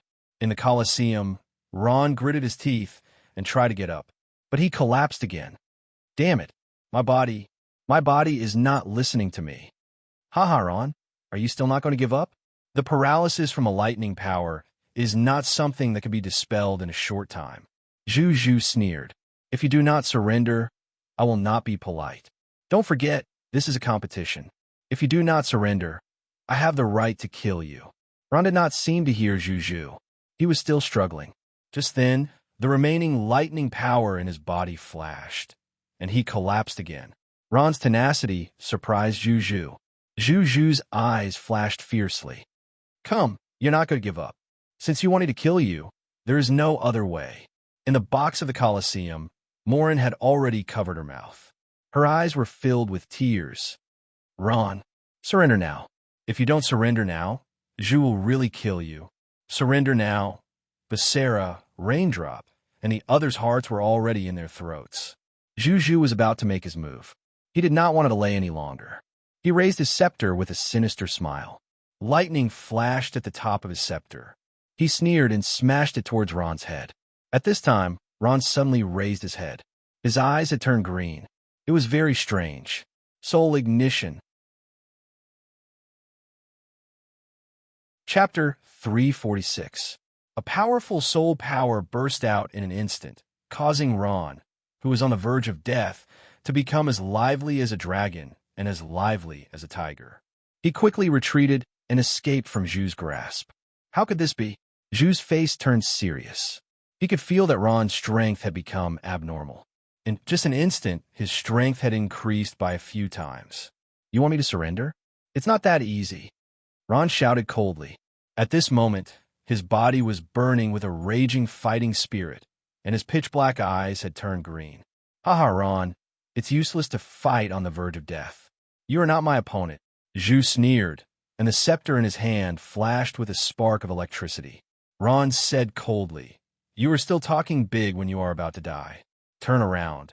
In fact, even without Ron's words, Zhu had already felt the movement behind him. A sense of danger filled his body and mind. A terrifying power spread throughout the arena. Zhu turned his head slightly. From the corner of his eyes, he saw a huge figure appear behind him. It was 3 meters tall, and it was wearing heavy armor. It was like an invincible fighting machine in front of him. It was emitting a terrifying power. The Dread Knight. Ron had used soul ignition to break through to the master level. From there, he could summon this powerful and terrifying undead. In an instant, Zhu's eyes widened. He could not forget how this terrifying undead creature had trampled on the powerful Medusa. Even he felt that it was a difficult opponent to deal with. At this moment, the Dread Knight moved. He raised his huge sword that was 2 meters long and charged at Zhu. The heavy iron hooves stomped on the huge green stone floor. It was as loud as thunder. The Dread Knight's body was as heavy as steel, but his speed was not slow. In just a moment, the Terror Knight had already rushed in front of Zhu. He raised the huge sword in his hand and slashed it down toward Zhu. Zhu did not dare to be slow. He quickly raised the huge shield in his left hand to block the Dread Knight's attack. Asterisk clang. Asterisk, a loud sound was heard. It was deafening. It showed how powerful the Dread Knight's attack was. Zhu felt a huge force coming from the shield. His hand was almost unable to hold the shield steadily. The green stone under his feet had already shattered into countless pieces. The cracks spread out like a spider. Lightning strike. Zhu gritted his teeth. He would not wait for death. He used the same trick again. He swung his heavy scepter at the Dread Knight. Asterisk boom. Asterisk, a powerful lightning bolt exploded. The entire arena was filled with blue sparks. The lightning bolts on the ground. Even the fist-sized rocks were thrown into the air. At this moment, Zhu's eyes widened. His eyes were filled with disbelief. One step, just one step. Under Zhu's powerful lightning power, the terrifying steel behemoth in front of him only took a single step back. The Dread Knight didn't seem to be injured. It swung its heavy sword and charged at Chase again. What a powerful summon. He's actually fine after taking such a blow from Zhu. Zhu was not the only one. The orcs in the audience were talking. Their eyes were filled with admiration for the Dread Knight. Damn it, how is this possible? Zhu was not willing to give up. He waved the scepter in his hand again and again, casting one powerful lightning spell after another. Chain of lightning, chain lightning, lightning strike, but it was all in vain. The powerful lightning energy flowed through the Dread Knight's body. It paused for a moment before it pounced again. This time, Zhu was not so lucky. Asterisk boom. Asterisk Zhu's body was blown away. He landed heavily on the ground. The powerful strength and heavy body made up the Dread Knight's most deadly weapon. It also had a nightmarish defense. It was the undefeatable battle puppet of the Necromancer. Zhu struggled to get up. At this time, he was already slightly injured. Although the injury on his body was not serious, his self-esteem had suffered a heavy blow. At this time, Ron's voice came into his ears. Surrender. Zhu turned his head in surprise. He saw Ron's calm expression. It was as if he had already defeated him. You don't stand a chance. Zhu's face sank. His eyes were filled with fear as he looked at the Terror Knight. He finally understood that he was no match for the undead creature. It was too strong. Even if he used his most prided lightning magic, he still could not defeat it. In the face of such a terrifying opponent, Zhu could not help but have the urge to surrender. No, I carry the hope of the Beastmen. How can I surrender? Zhu gritted his teeth and shook his head. He looked at Ron with determination. I will not surrender. Never. If you don't surrender, you will die. Ron's eyes narrowed. He would not give Zhu another chance. He waved his scepter and ordered the Dread Knight to charge. At this moment, Zhu's expression had calmed down. He began to chant a magic spell. At this time, a hexagram appeared on the ground and quickly expanded. From the hexagram on the ground, a huge creature slowly rose up. Its body was over 4 m long, and it was comparable to the Terror Knight's. Its slender neck was connected to a disproportionately large head, and its mouth was filled with sharp teeth that looked like razor blades. Its 4 large claws glinted coldly, and a pair of huge wings flapped lightly, causing a gust of wind to blow across the ground. This is the rank 9 Dread Dragon. Zhu has finally taken out his trump card. Someone in the audience shouted, Come on, Porn, Zhu, kill him. Kill this human. When it came to the Dread Dragon, the audience finally got excited. They shouted and cheered for Zhu. For a moment, the orc's morale was boosted. Flying Knight was a class unique to the Beastmen. It was similar to the Dragon Knights of the human race. However, the Dragon Knights of the human race mostly rode Earth Dragons, while the Beastmen rode flying dragons that were unique to the Beastmen. Of course, they were also Earth Dragons and were far from being a real flying dragon. Flying dragons belonged to the sacred domain. The orc's class, Wyvern Knight, belonged to the sacred domain. This was the dream of countless flying knights. Zhu was no exception. The king of Sarah had high hopes for Zhu. He believed that Zhu was destined to become a Wyvern Knight. With his current talent, it was only a matter of time before he became a Wyvern Knight. Even the Dread Dragon was one of the strongest among the land dragons. Being able to tame the Dread Dragon proved that Zhu's strength was not to be underestimated. This is the Dread Dragon that suddenly appeared in front of Ron, stunned. At this moment, Zhu gave an order. The Dread Dragon flapped its huge wings and shot up into the sky like a rocket. The opponent was already in the sky. The Dread Knight did not have any means to control the air. He could only move around on the ground, looking for an opportunity to attack. At this moment, Ron was dumbfounded. How was he going to fight this battle? In the central box of the Colosseum, Li Jia looked at the Dread Dragon that was circling in the sky. He had a thoughtful expression on his face. Dread Dragon. It seems like Zhu is going to be serious, Sarah laughed. This time, Ron is going to suffer. At this moment, Ron was at his wit's end. At this moment, a dragon roar came from the sky. Zhu was riding on the Dread Dragon and turned around in the sky. A glaring light blasted towards him. No! Ron shouted in his heart. He rolled on the ground and dodged the attack. As soon as he dodged the attack, he saw a big hole in the ground where he was standing. That was close. Ron crawled up in a sorry state.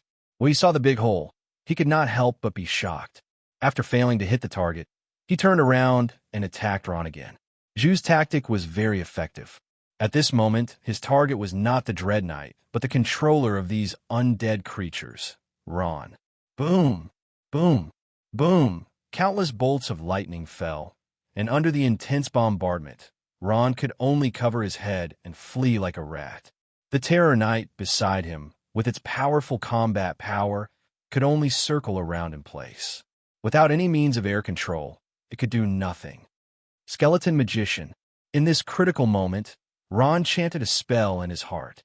At this moment, only the Skeleton Magician could counter Zhu, who had the ability to control the air. Dozens of Skeleton Magicians were summoned. They were wearing complete magic robes. If it were not for their black eyes, one would think that there was a row of magicians. The Skeleton Magicians raised their staffs, and magic spells flew into the sky. Beautiful smoke bloomed in the sky. Awesome. This is awesome. The two of them fought fiercely, and the audience cheered. They felt lucky to be able to watch such an awesome battle. Annoying magic. Zhu cursed in his heart. However, a smile soon appeared on his face. Unfortunately, these magic spells are useless against me. Zhu was right. Ron had also noticed that the low-level magic spells cast by the Skeleton Magicians were not effective against the Dread Dragon in the sky. Most importantly, the Dread Dragon had the bloodline of dragons, so it was immune to magic spells. Roar! A dragon breath came from the sky. The Dread Dragon swooped down like an eagle. It opened its mouth and breathed out a powerful dragon breath. Dozens of Skeleton Magicians turned into ashes in the hot dragon breath. The Wind Rider, riding the Dread Dragon, had the upper hand in the battle with Ron. At this moment, he was cheered like a hero by the audience. Ron was not discouraged by Zhu's attack in the sky. At this moment, his eyes flashed with determination. Come, this is the only way. At this moment, a black light appeared on the ground, and a huge gargoyle flew into the sky. Chapter 347. You guys, that human is flying too. The spectators are pointing at Ron, who is flying in the sky. Many of them are envious of him. Other than some special classes, those who can fly in the sky must have the strength of a master.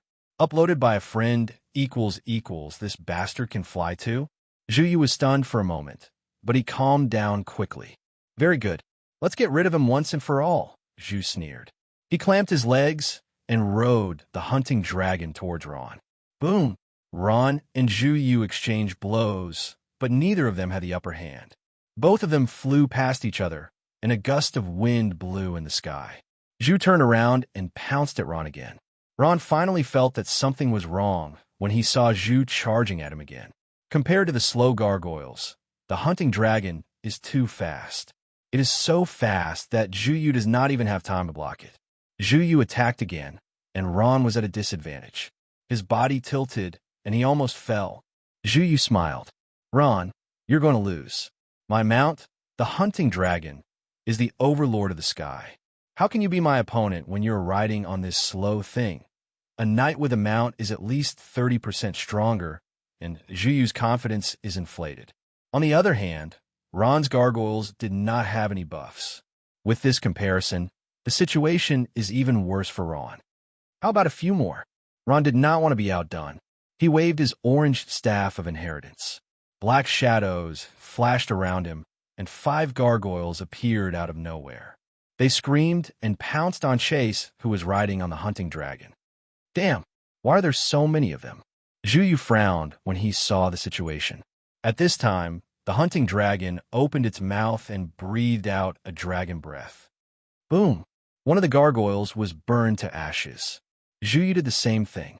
In just a moment, the gargoyles that were not as fast and powerful as the hunting dragon were all wiped out. Zhu laughed out loud. Ron, in an aerial battle, quantity cannot make up for the difference in quality. You should know that. After that, Zhu launched another storm-like attack. This time, Ron was once again at a disadvantage. Come on, Zhu, kill him. Kill this human. Fight hard for the orcs. The aerial battle above the arena caught everyone's attention, and almost all of the orc spectators started cheering. In the box in the center of the Colosseum, Li Jia and Sarah heaved a sigh of relief. They looked at each other, and Li Jia smiled. Looks like Zhu is going to win. He has successfully controlled the pace of the battle. Sala smiled and said, That's right.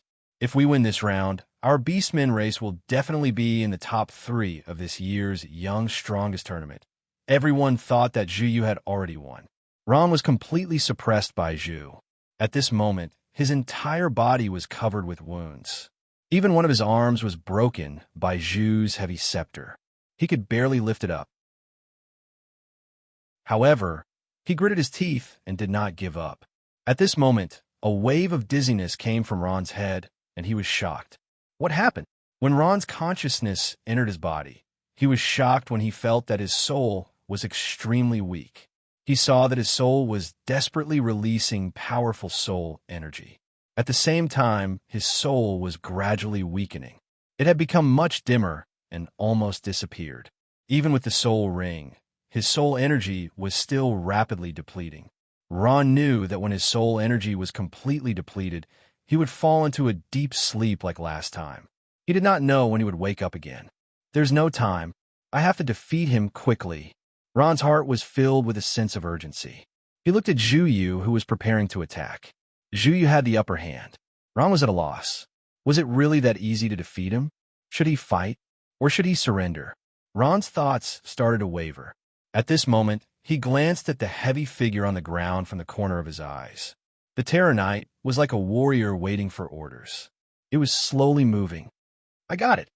Ron had an idea. He relaxed his brows and looked at Zhu Yu with a determined gaze. Zhu Yu focused his gaze. His dark eyes suddenly turned into a strange green color. He was releasing a vast amount of soul energy. Terror. The cursed technique Terror was used in Ron's eyes. In an instant, the entire arena was shrouded in a strange atmosphere. This atmosphere made everyone feel uncomfortable. Li Jia and Sala were shocked. They looked at each other. As experts, they could not hide anything from them. Although they knew that something was wrong, they did not know what was going on. Zhu Yu did not feel anything. He rode on the hunting dragon and made a circle in the air before flying back. He was enjoying the feeling of the wind. At this moment, something unexpected happened. The hunting dragon under Zhu Yu suddenly roared as if it had gone crazy. It lost control. Zhu Yu was shocked. What's wrong? He was trying his best to read pornographic novels. He was trying to control the hunting dragon. At this moment, a black shadow flashed beside him. He did not know when Ron appeared on the hunting dragon's back. He was holding a short bone spear and was thrusting it towards Zhu Yu. Are you crazy? Zhu Yu's gaze became aghast. He was shocked by Ron's desperate actions. They were more than 200 meters in the air.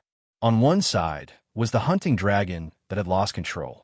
On the other side was Ron, who was attacking crazily. If they were to fall, they would be seriously injured even if they did not die. No one would be able to escape. Ah! Everyone in the arena exclaimed. Everyone's heart was in their throat as they looked at the dangerous scene in the sky. Ron was not crazy. He was clear-headed. The only way to defeat Zhu Yu, who had the advantage in the air, was to land him on the ground. He gritted his teeth and thrusted his bone spear at lightning speed. Zhu Yu used his shield to block Ron's attack. That short bone spear was extremely dangerous in his eyes. Ron's attack made Zhu Yu unable to control the hunting dragon. At this moment, the hunting dragon that was affected by Ron's fear curse screamed and started to fall. Boom! Zhu Yu could not control the hunting dragon anymore. The hunting dragon fell on the wall beside the arena. Ron and Zhu Yu were thrown out and fell heavily on the ground. Ah! There were exclamations from the audience, and everyone lost their composure. Even Li Jia and Sala could not hold it in and quickly walked to the railing to look down. This battle had reached the most critical moment. Both of them were badly injured and could not get up for a long time. No, you are crazy. The orc's body was stronger. Zhu Yu was the first to get up. He gritted his teeth and said, I will kill you. Ron, on the other hand, was not so lucky. He still could not get up. His broken arm was in excruciating pain. Hee. Ron smiled and sat on the ground. Zhu Yu, surrender. You have no chance. What? Zhu Yu frowned. At this moment, he felt a chill in his heart. He turned his head and was shocked. The Dread Knight's huge body was behind him. The Dread Knight's masked face revealed 2 green eyes. The Dread Knight was staring at him coldly. The Dread Knight's long sword was raised high and was ready to slash down. The gigantic huntress dragon was lying on the side, looking like it was dying. When it fell, it was heavily hit by the Terror Knight who had been waiting for a long time. Although it was not dead, it was not too far away. No matter what, it was impossible for it to fly. Without his mount, Zhu Yu had lost all hope of winning. Zhu Yu's face changed from shock to fear and then to helplessness. He turned his head and saw Ron looking at him. Ron was sitting on the ground with a faint smile on his face. He looked at Zhu Yu as if he had already defeated him. Zhu Yu smiled bitterly. Zhu smiled bitterly. He knew that he had lost his chance. He threw down the weapon in his hand and said helplessly and bitterly, "Ron, you win." Sighs could be heard from the audience. They were all orcs. Their eyes were filled with regret. Almost just a little bit more, and they would have one. Li Jia and Sala looked at each other and shook their heads with a bitter smile. The battle had taken a turn, and the result was unexpected. Although they were not happy, the rules were the rules. They could only accept reality. After deactivating Soul Burn, Ron's vision turned black. He almost fainted. The orc judge walked out and held Ron's arm. He announced that he had won. At this time, Zhu Yu walked over and looked at him. He nodded and said, "Ron, you are very strong. But the next time I meet you, I will not lose. I'll be waiting." Ron said calmly. Ron. In the contestant lounge, Ron saw Molin, who had a happy expression on her face, and gave him a big hug as soon as they met. "Ron, you did well," Morin said with a smile. But when she said that, there was a hint of sadness in her eyes. Morin had just returned from her grandfather and Uncle Sala's place. Although they did not say anything, Morin felt that they were very depressed. The orcs lost, and they lost to a human. Ron has successfully advanced to the next round. The Orc Empire's tournament of the strongest young masters will always have a tragic feeling. In the next round, Zhu Yu will be lucky if he can maintain the 5th position. After all, there are 3 other magical beasts fighting for this position. Ron will have to face an even crueler challenge. After 2 days, Ron appeared in the contestant lounge again. He is going to face the 2nd round of the top 8. Today, he is wearing a brand new black robe. He looks very energetic. Morin is also sitting in the lounge.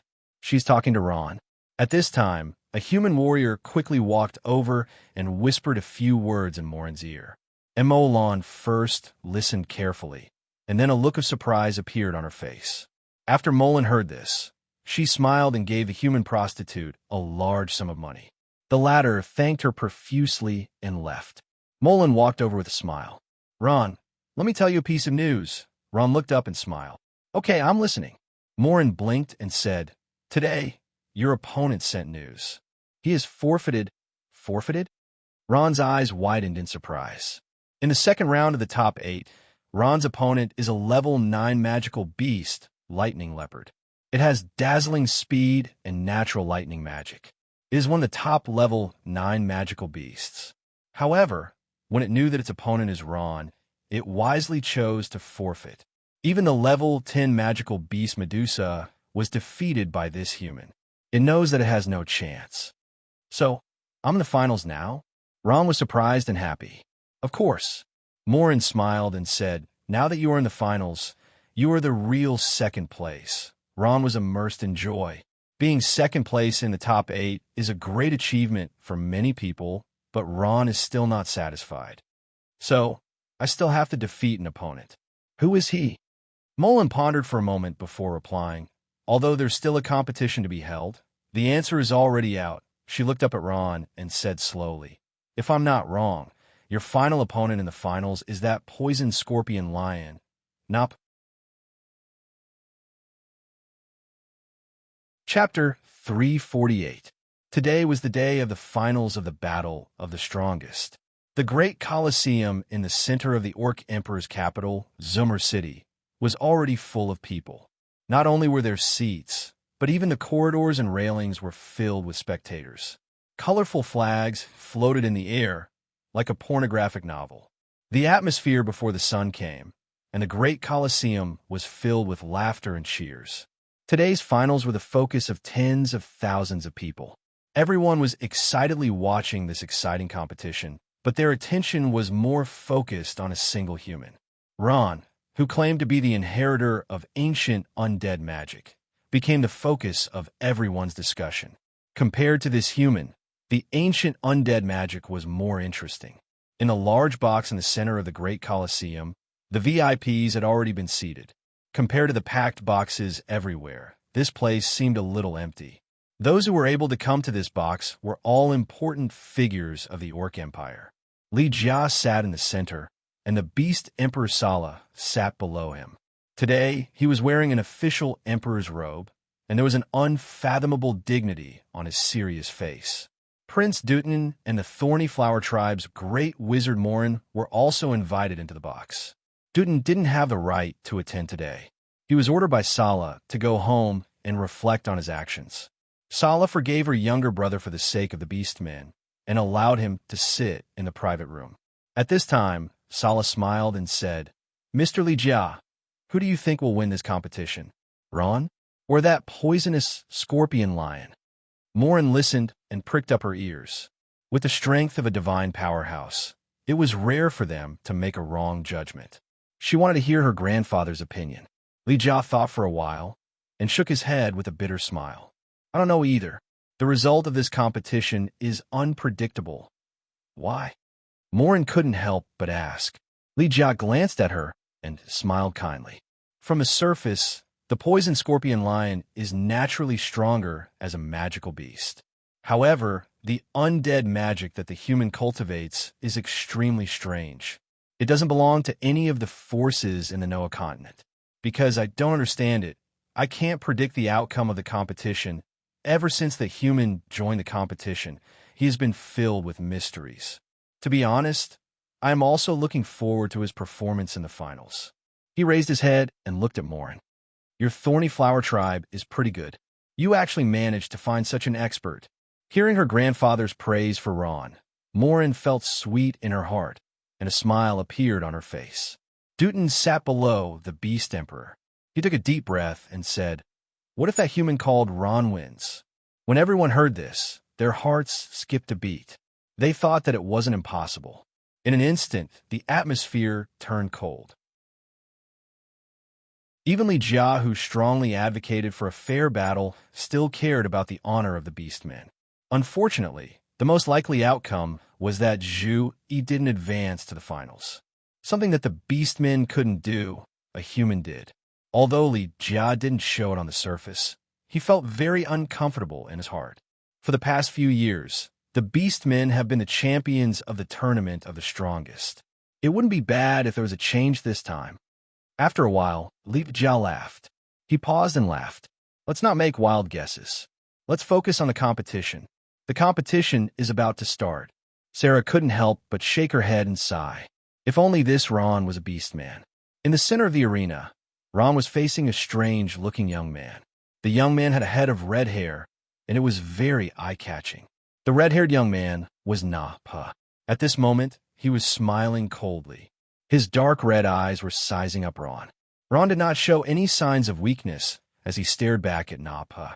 The competition had not started, but the secret battle had already begun. Hostility filled the air, and both sides' auras kept increasing. It was as if they were entangled with each other, and neither side was willing to back down. The audience was already screaming at the top of their lungs, sending this highly anticipated match to the climax. The Beastman judge looked at the both of them and cursed his bad luck. He was still the host of this competition. He said, "Since both sides have no objections, let the competition begin." Following the judge's order, both sides took a few steps back. Napo's face darkened, and he sneered. "Finally, this battle has come. Ron, I promise you during the Cho signing ceremony that I will let you taste death." Ron smiled proudly and raised his staff of inheritance. "Come on, I'll be waiting." Nappa smiled, and his face turned serious. He opened his mouth and let out a deep roar. At this moment, his entire body started to change. Ka. Countless strands of hair grew out of Napo's body, and his entire body turned red. Nappa lay on the ground and kept roaring. At the same time, his body started to change. His forelimbs became incomparably thick and strong, and huge claws extended out, constantly flashing with a cold light. His human-like face also turned into a lion's face, and on his muscular back, 2 huge row wings grew out.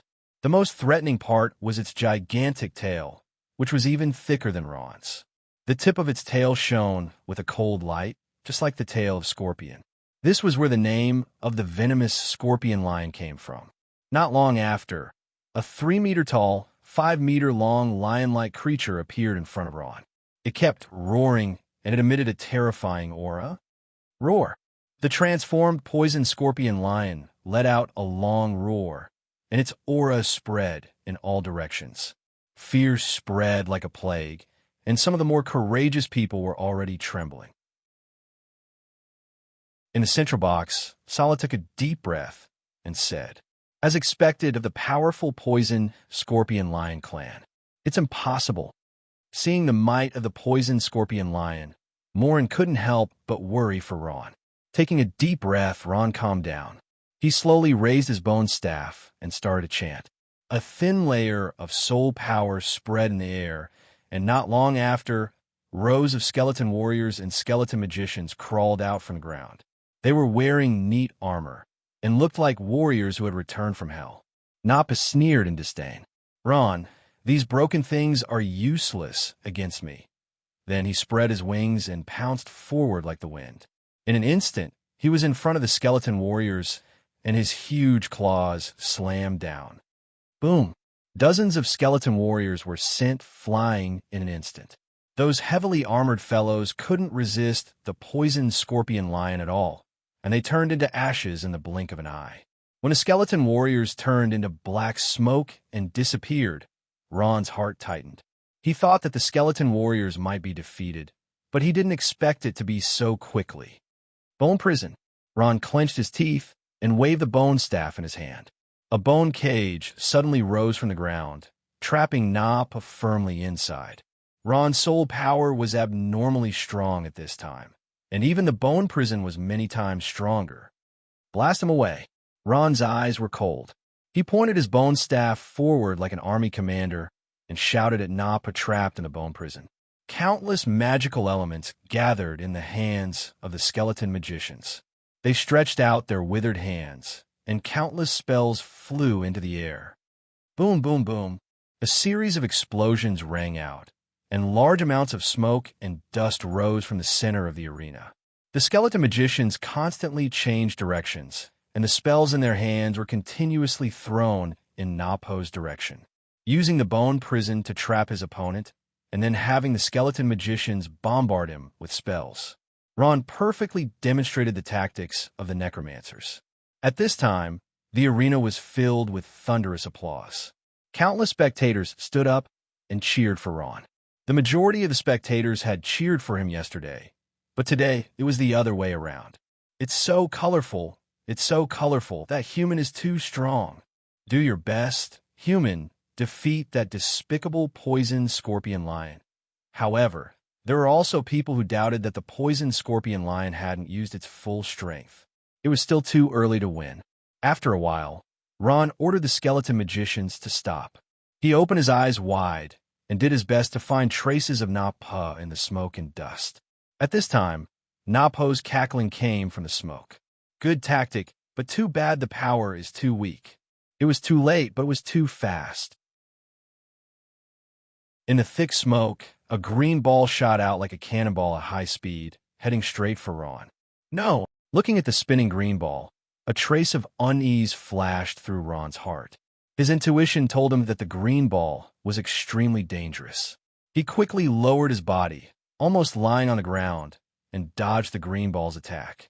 The green ball landed in the midst of the skeleton magicians and suddenly exploded, releasing a large amount of green smoke. The green smoke had an extremely strong corrosive ability. As long as it came into contact with a little bit, it would corrode the entire body. The skeleton magicians that were enveloped in the smoke hissed and emitted large amounts of white smoke. In the blink of an eye, those skeleton magicians were completely corroded, and not a single bone was left. What? What is this thing? Ron's eyes were filled with fear. This was the first time he had encountered such a terrifying power. At this time, Nappa slowly walked out of the smoke. There was not a single wound on his body. The weak skeleton prison was unable to trap him. The strange power with the strong corrosive ability was poison magic. In fact, Ron had encountered it before. For example, the poison arrow frogs. However, compared to the poison arrow frogs, the poison arrow frog's poison magic was like the difference between heaven and earth. This poison magic is really a headache. In the central box of the Colosseum, Sala shook her head, her eyes filled with sympathy for Ron. Although poison magic was not the strongest, it was definitely the most difficult to deal with. Even a sacred domain expert like Sala frowned when she saw poison magic. Ron gritted his teeth and waved his hand, summoning the Black Knight from the hexagram. Under the control of Ron's soul, the bone horse under the Black Knight reared its hooves and raised its spear, charging at Nappa. You still don't want to give up? Facing the powerful attack of the Black Knight, Nappa did not panic. He smiled faintly and spat out a mouthful of poisonous smoke at the charging Black Knight. Russell. Chapter 349. The powerful poison energy shocked Ron. At this moment, he felt a little helpless. Uploaded by a friend equals Nappa smiled maliciously as he walked closer. How is it? Is there anything else you want? Seeing this, Ron broke out in cold sweat. Nappa's strength was too strong. It was a kind of unstoppable strength. At this time, he clenched his teeth. Come, it's time to use the last trump card. Ron had already expected that the battle with Nappa would not be easy. He had thought of using soul ignition, but it was too early. In his mind, Ron's soul slowly rotated, emitting a majestic soul energy. At this moment, as expected, Ron used soul ignition. It was because of the heaven-defying existence of the soul ring that Ron could use soul ignition without restrictions. Otherwise, he would have surrendered earlier. The difference in strength was too great. Ron did not want to surrender. In the end, he still chose to fight to the death. Muffled incantations filled the air, and a strange atmosphere filled the arena. Suddenly, Ron's soul power rose sharply, and a black fog coiled around him, and his eyes turned green. What's going on? His strength seems to have broken through. Is it my imagination? Nappa's heart jumped. He frowned, and he seems to be performing some kind of ritual. Ron raised his hands and chanted even louder. His soul energy rose to a terrifying level. Ron only had one reason for using soul ignition, and that was to summon the Terror Knight. He knew that only something as strong as the Terror Knight could fight against the poison scorpion lion. A hexagram that seemed to be summoning slowly appeared in the middle of the Colosseum. Black soul power spun continuously, forming an extremely powerful energy vortex. An intense aura of death seeped out from the center of the hexagram, spreading to the surroundings. He's summoning. Nappa's heart sank. He cursed in his heart. Damn it, what is he summoning? What terrifying power. No, I can't let him continue. I have to get rid of him quickly. Magical beasts were sensitive creatures. At this moment, the uneasiness in Nappa's heart grew stronger. He could feel a trace of danger. Nappa let out a low roar, and his body pounced out like the wind. His huge wings spread open, as if he was gliding, increasing his speed. Very quickly, Nappa pounced in front of Ron, opened his huge claws, and slapped down fiercely. Pong! When Nappa's claws touched Ron's shoulder, Ron's entire body turned into a cloud of black smoke and disappeared. Damn it, this guy actually ran away. The feeling of emptiness made Nappa angry. He stared with a pair of blood-red eyes, looking around for traces of Ron. At this moment, Ron's figure appeared not far behind him. At the same time, he chanted the final incantation. Hell's the death god of hell. Listen to my call. I order you become my servants. Wake up, slumbering the god. Wake up, Terror Knight. Suddenly, the six-pointed star shone brightly. An imposing figure slowly rose from it. The Terror Knight was like an indestructible steel fortress standing in front of Nappa. Just from the size alone, it was not inferior to Nappa. It was covered in cold steel armor. The terrifying long sword in its hand flashed with cold light. A strong aura of death filled the entire space. Even the surrounding air became uneasy. It's him, that human summoned that terrifying night. There was a trace of horror on the faces of the spectators. They still had to see how that terrifying steel monster had defeated the rank 10 Medusa. It really is him. Nappa took a deep breath. His lion-like face was solemn. That day, he watched the entire battle between Ron and Palesha. The memory of this terrifying steel monster was still fresh in his mind. In the face of the Terror Knight's terrifying aura, even the poison scorpion lion had to be cautious. It slowly lowered its head, preparing to pounce. Its huge claws flashed with cold light. In the central box, Li Jiao watched everything quietly. He could not help but sigh. Terrifying power. The necromancer is really powerful. To be able to summon such powerful undead creatures, Sala nodded. The most terrifying thing is that these undead creatures do not care about injuries or death. They do not have fear or cowardice. There's so many of them, and they are very difficult to deal with, Li Jia smiled. That's right. Just based on this, Ron can squeeze into the ranks of the strongest in the Noah continent. He's still so young. I believe that in the near future, he will definitely shine. At this time, Sala frowned and asked, Li Jia, I've always been suspicious. I've seen many necromancers. From what I know, they're all trash with no fighting power. The skeletons they summon are weak. But why is this Ron different? Because he's using ancient necromancy magic, Li Jia said. Ancient necromancy magic?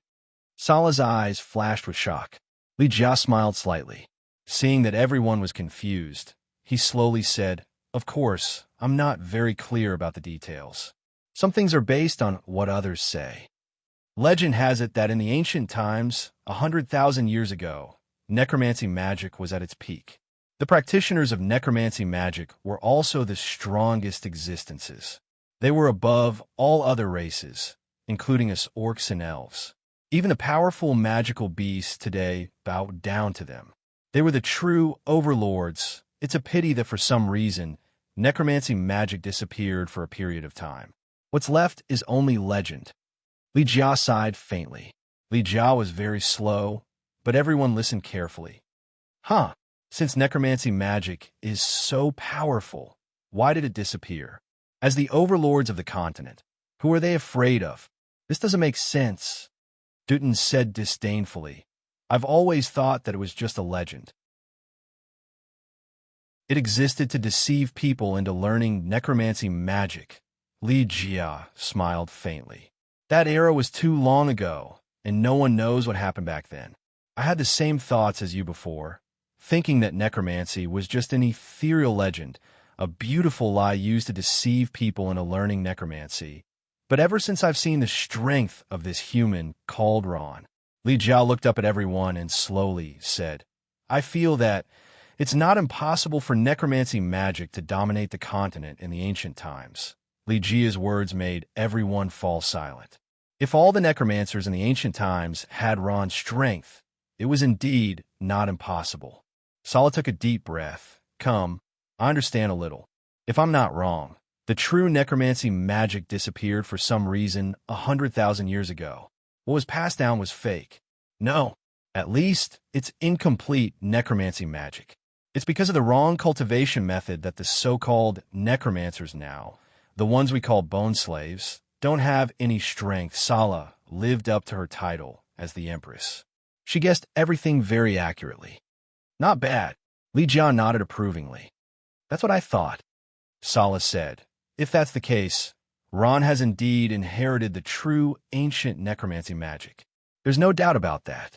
What we're seeing now is the true strength of ancient necromancy magic. It's indeed very strong.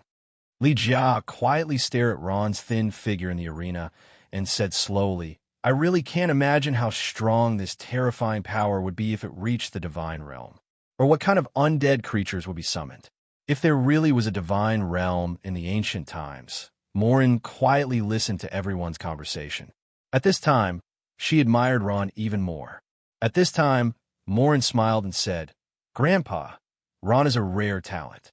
However, it's because he cultivated ancient necromancy magic that he was hunted down by the Council. The Council's order to kill? What's going on? What did he do? Before Lan could finish, Sarah asked in shock. What did he do? Salah also has a position in the council. However, with his strength in the sacred domain, he can only be a council member. He was not present at the council that day, so he did not know the details. Li Jia smiled and said with a relaxed expression, "It's nothing. He only killed a powerhouse from the sacred domain." Killed a powerhouse from the sacred domain? This was the first time Salah and Du Tan heard of this, and they were shocked. Du Tan's face was full of disbelief as he muttered, "Impossible." "Impossible," Li Jia said. Ron used a special method to refine the dead into corpses that could fight, and these corpses were very powerful. He even killed a powerhouse from the Holy See. I can't remember his name. The council issued the order to kill him because they believed that he cultivated necromancy magic to refine the dead into corpses. He was extremely disrespectful to the dead and extremely evil. That's why they sent the Holy See to enforce the law.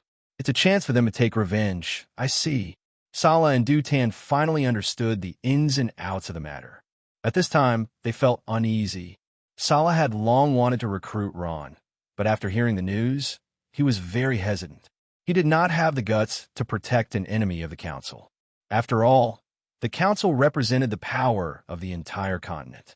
At this time, Morin hesitated for a moment before she mustered her courage and said to Li Jia, "Grandpa, can you help him remove the council's order to kill him?"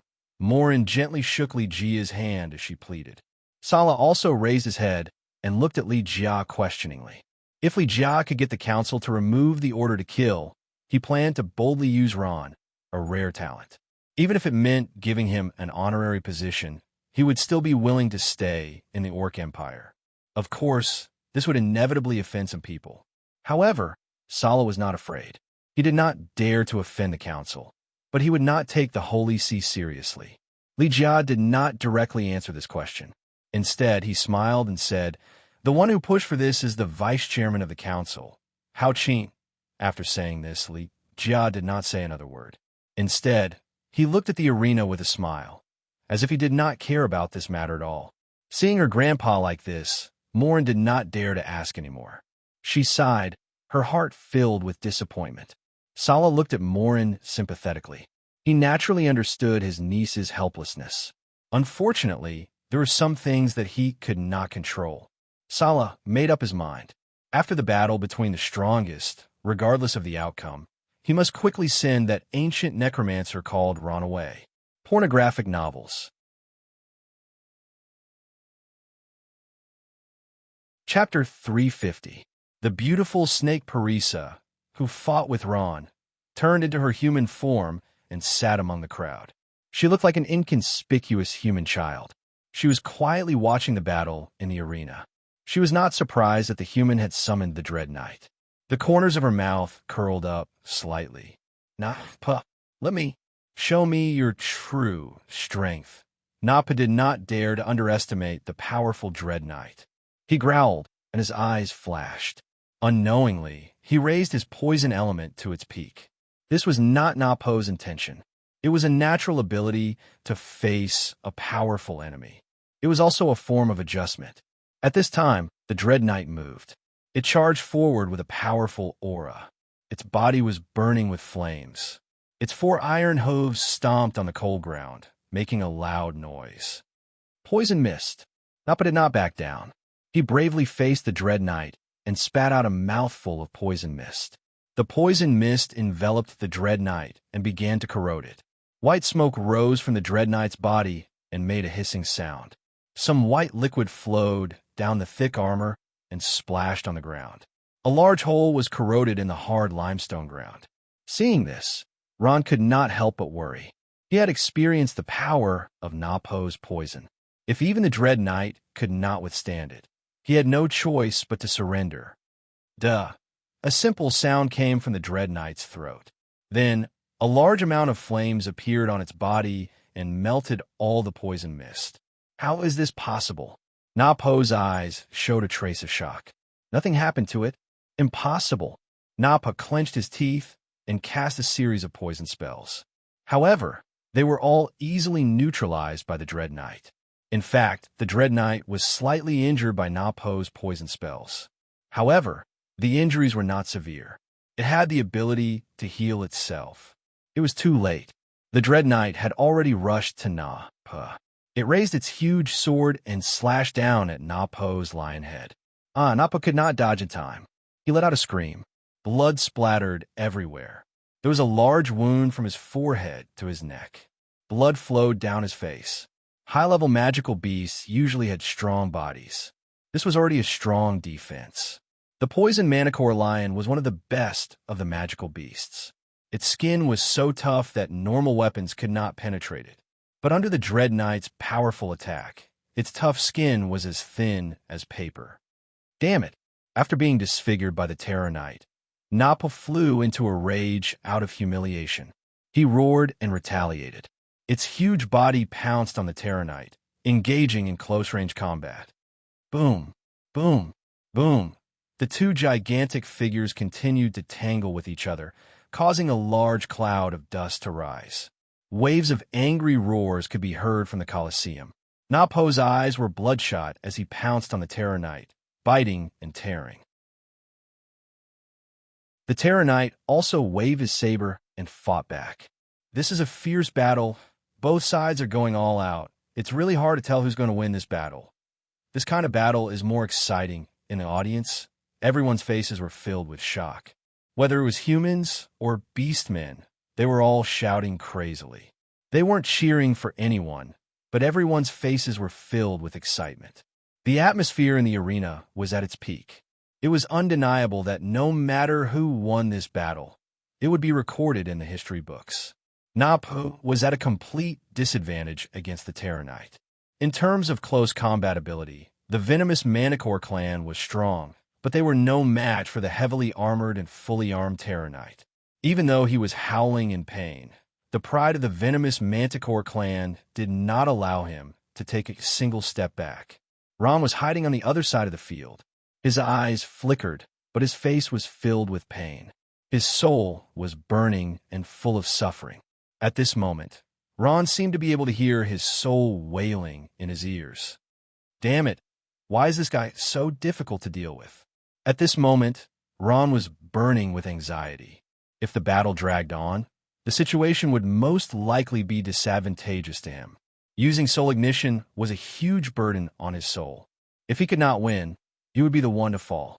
After an unknown amount of time, boom, the two huge figures separated quickly, each going in a different direction. This round of battle was considered to have come to an end. Huff, huff, Na-Po was panting heavily. His huge lion's nose was twitching. At this moment, his body was covered with terrifying wounds, and blood was constantly flowing out. This guy is not simple. Na-Po's bloodshot eyes stared at the Dread Knight like a wounded beast. The Dread Knight's body was also covered with large wounds. One of the wounds extended from its chest to its waist. If it was a normal person, they would have died by now. However, it did not affect undead creatures at all. Na-Po fell into the same mistake as the others. It was not worth it at all. In a situation where their strength was about the same, the Dread Knight was only injured by undead creatures. However, the pain on his body was very clear.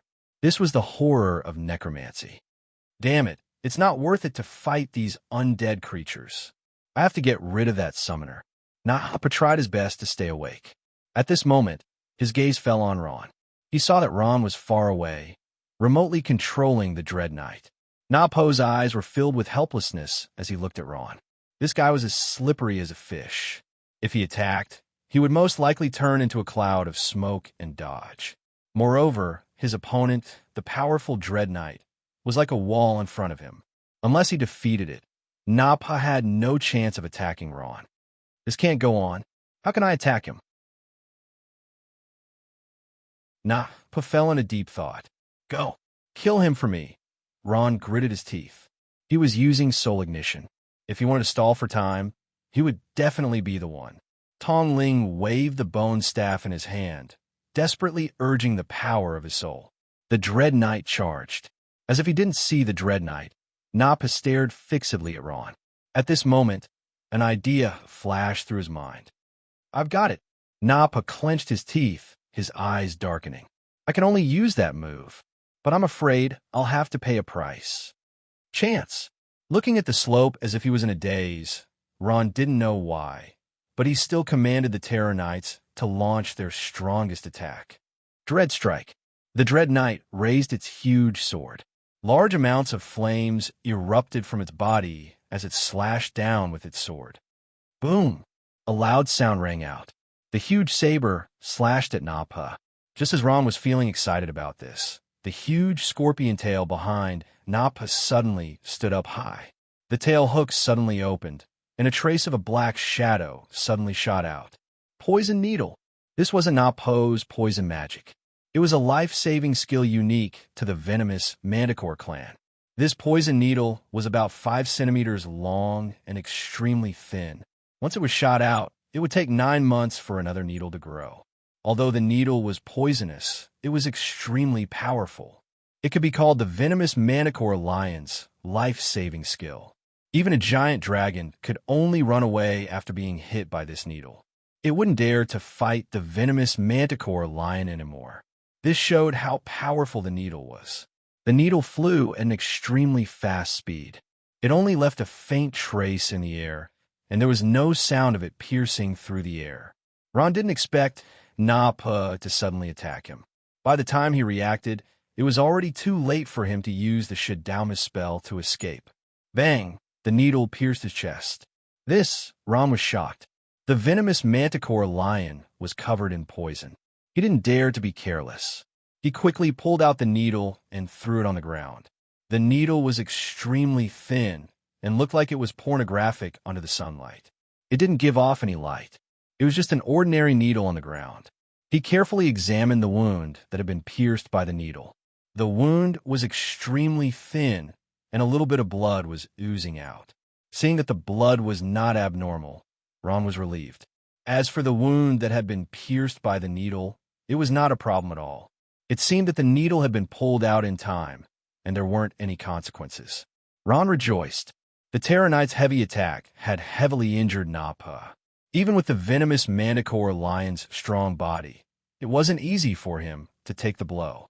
Blood flowed out of his mouth, and he couldn't get up for a long time. Admit defeat. You don't have any more chances. Ron took a deep breath and walked towards Nappa, who was lying on the ground heavily injured. His eyes shone with a cold light. Ha! Ha! Ha! Nappa laughed bitterly. Blood continued to flow out of his mouth. He was half sprawled on the ground, looking at Ron with eyes full of mockery. You're the one who lost. You think you'll be fine after pulling out the needle? If it was so simple, why would that needle be called the life-saving skill of the venomous Manticore clan? What? Hearing Nappa's words, Ron frowned. He had a bad feeling, because at this moment, he was starting to feel that something wasn't right. Threads of something black, like poison, seeped into Ron's body. They gradually spread out, forming thousands of black threads. These threads flowed up his blood and actually entered his mind. The mind was the source of all things, and also the location of the soul. At this moment, Ron suddenly understood. In the next moment, his face was filled with fear. This needle didn't have any poison. Or rather, this so-called poison didn't attack his body, but his soul. Countless black threads intertwined like invisible hands attacking Ron's soul. This was the venomous Manticore clan's life-saving skill, the venomous needle. The poison that attacked the body was too common. Only the poison that attacked the soul was difficult to defend against. At this moment, Ron was panicking. His soul was extremely strong. If it was any other time, he wouldn't be afraid of a mere soul attack. However, at this moment, his soul was extremely weak after using soul ignition. I pain intense pain.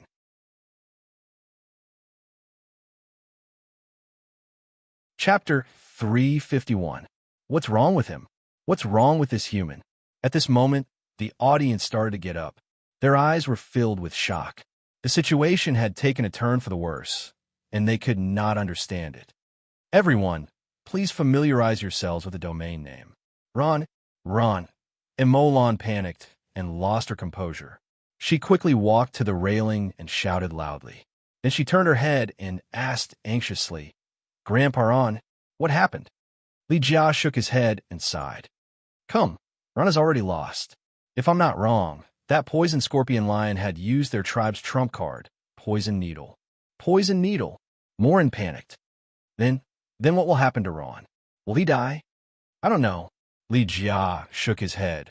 Rumor has it that the poisonous needles of the Poison Manticore clan are extremely powerful, and there is no antidote in the entire continent. Even if one's body is as strong as a giant dragon's, if one is pierced by the poisonous needle of a Poison Manticore lion, one would have to immediately escape and find a place to expel the poison. Sarah took a deep breath. The Poison Scorpion Lion's poison needle is so powerful. If this is the case, Ron is bound to lose. Li Jia's voice sank. I'm afraid it's not just a loss. Morin's face turned pale when she heard that.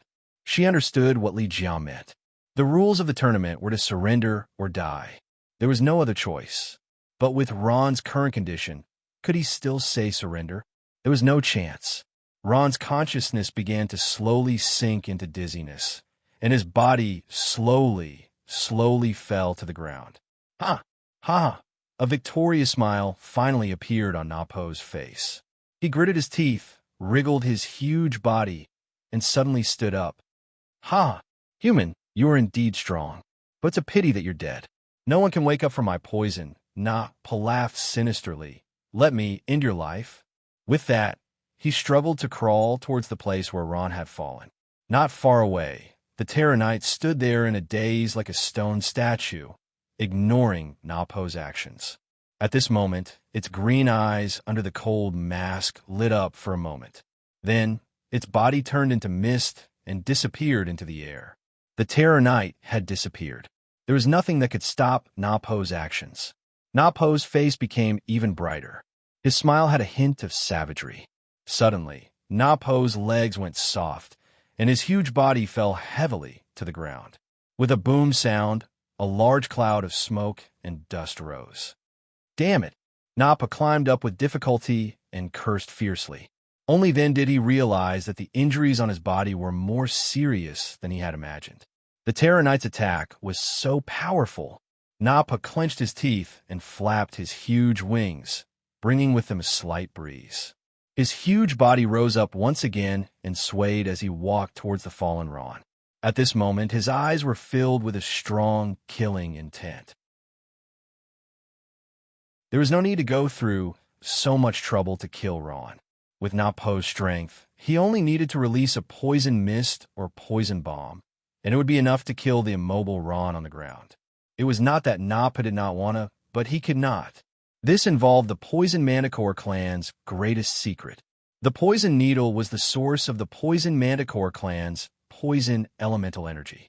Once the needle was out, it meant that they had temporarily lost their poison elemental energy. They could only use their robes until a new needle grew out 9 months later. If Napo wanted to kill Ron, he had to get close and do it himself. The situation had taken a turn for the worse. On one side was a heavily injured magical beast that could barely move. On the other side was an unconscious human on the ground. The outcome of the competition had already been decided. Kill him. It was unknown who said this from the spectators' seats, but it seemed to have brought about a storm. The entire gladiator arena was in an uproar. Kill him, kill this human, kill him.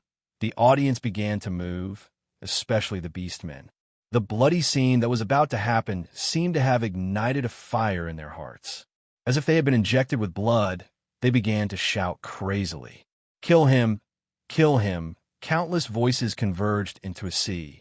At this moment, the atmosphere in the arena had reached its peak. Worshipping the strong and despising the weak. This was the consensus of the entire continent. At this moment, no one was interested in looking at the previously awe-inspiring but now unconscious Ron, except for Morin. Uncle Sala, I beg you, let Ron surrender? Morin cried and begged. Our Thorny Flower tribe surrenders. We don't want to fight anymore. We don't even want the second place, right? Sala looked at Morin with sympathy in his eyes. He sighed. I'm sorry, niece Morin. Even if I am the Beast King, I have no right to stop the competition. The rules of the young, strongest tournament must be followed. It's not impossible to surrender, but it must be done by the contestant himself. Even if it's the contestant's father or wife, the tournament will not accept it. If anyone can surrender on behalf of the contestant, then the rules of the competition will be broken. When Mo Lan heard this, she seemed to have gone silly and collapsed on the chair. Li Jia sighed as he looked at Morin. There was nothing he could do. Forcefully changing the rules and stopping the competition will damage the Beastman Empire's reputation. Li Jia and Sala are the same. They are people who care about the big picture. Under such circumstances, they will not do such a thing. Nappa dragged his heavily injured body to Ron's side. Ron is lying on the ground, clutching his head. Even though he is unconscious, he still has a pained expression on his face. Nappa looked at the defenseless Ron and took a deep breath. I can't help it. Your undead magic is indeed powerful. You can actually push me to this extent. It's a pity that you're going to die. Not many magical beasts can withstand my poison needles, let alone a weak human like you. He raised his huge claws up high, and a sinister smile appeared on his face. Let me send you on your way. Then he slammed his huge claws down. In Ron's mind, his soul is struggling to break free from the black threads. It's a pity that it's futile. The black threads are binding his soul tighter and tighter. He can't breathe. Damn it. Is there no other way? Ron's face is filled with anger.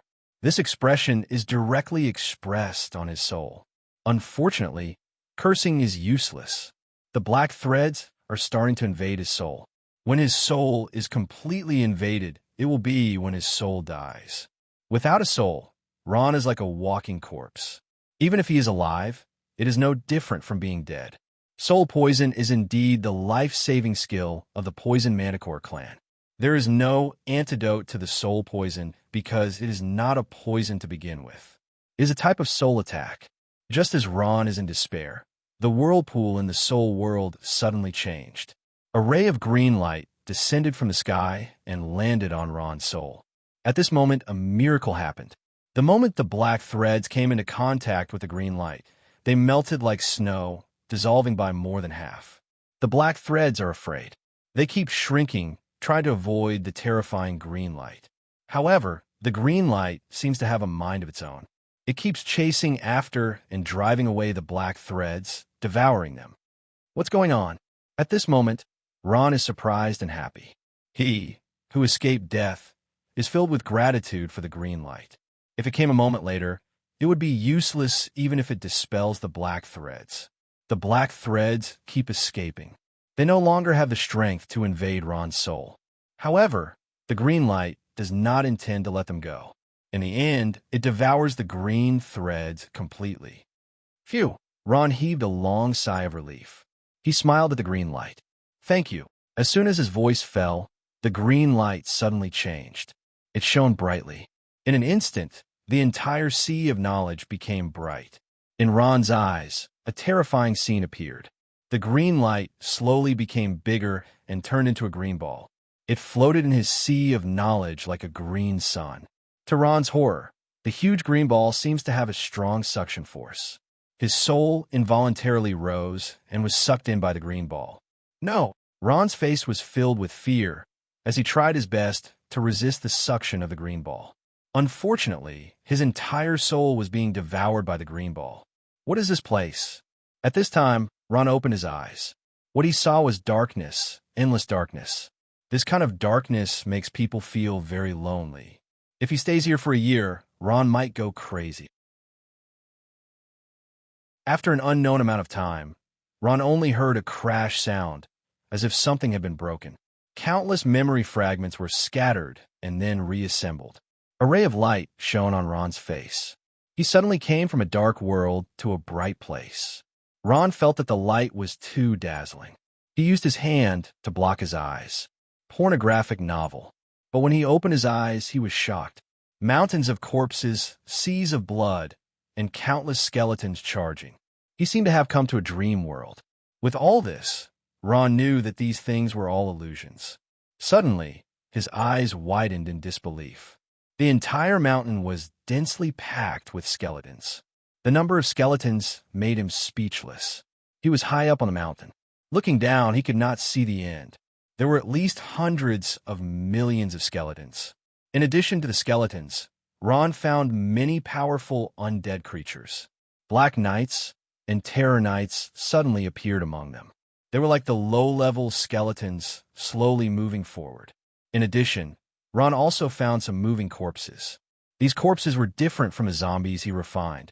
They moved slowly, had dull eyes, and held simple weapons in their hands. It was as if they were listening to someone's summons. Among the zombies, there were also some huge and ugly creatures. Those creatures were like huge lumps of flesh. Some had 2 heads, some had 3, and all of them looked ferocious.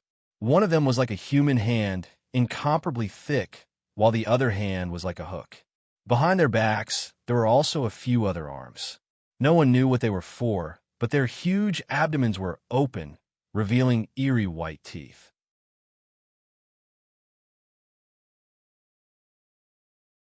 Chapter 352. Those things seemed to have a purpose, and they were all rushing towards one place. Ron sucked in a breath of cold air. Looking at the daunting numbers, no one would think that they could stop this invincible undead army. What a spectacular and terrifying undead army. But where is their destination? Ron felt strange, and he decided to go and see what was going on. It was not the first time that Ron had entered that illusion, and he was familiar with it. At least, he was not afraid now. However, Ron still did not understand why these things would appear in his dream. It was as if there was a pair of invisible hands controlling everything, allowing him to see these things clearly as a bystander.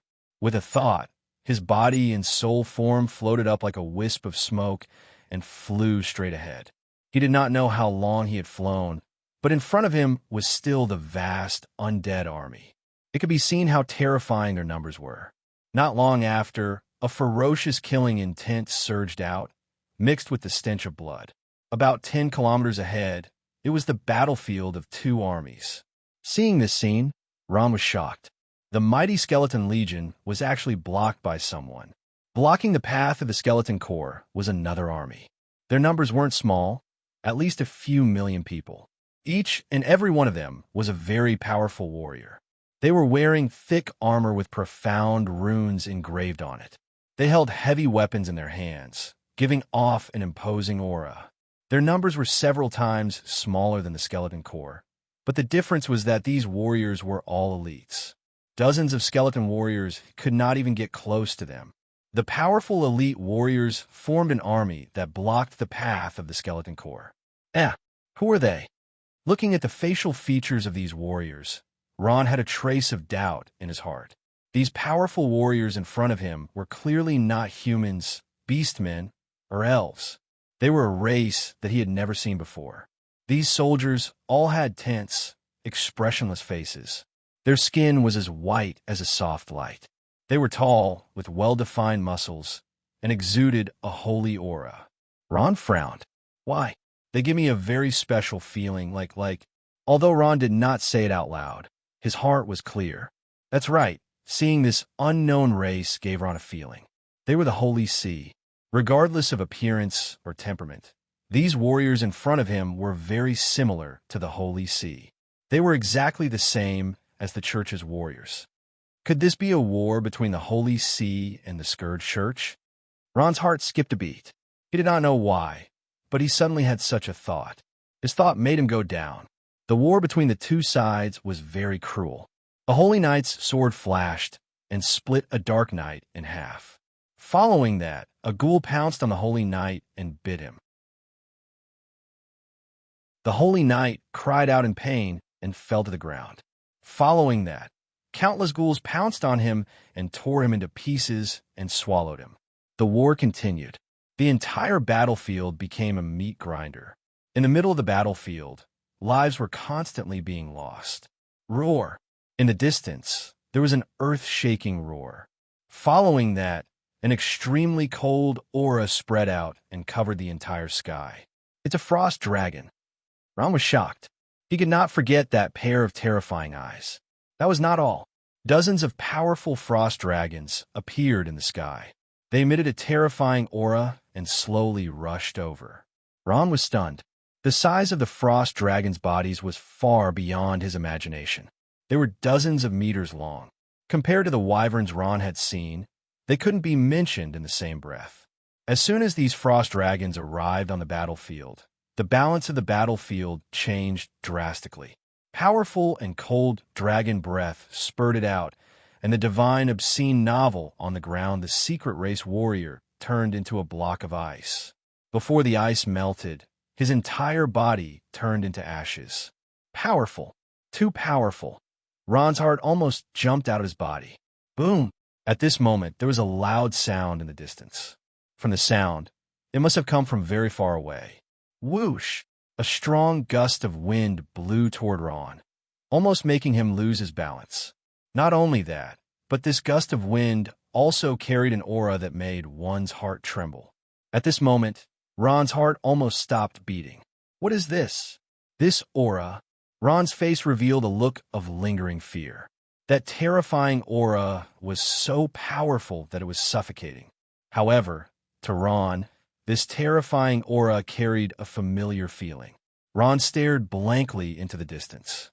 Dark clouds were gathering in the distance like a ferocious beast from ancient times. It made people stop in their tracks just by looking at it. Forget it, let's go. Ron gritted his teeth and made up his mind. No matter what danger there was in front of him, he would not back down. He slowly flew forward, but Ron felt his body trembling. It was a trembling due to fear. It was as if there was a powerful beast waiting for him in front. Not long after, a powerful figure appeared in front of Ron's eyes.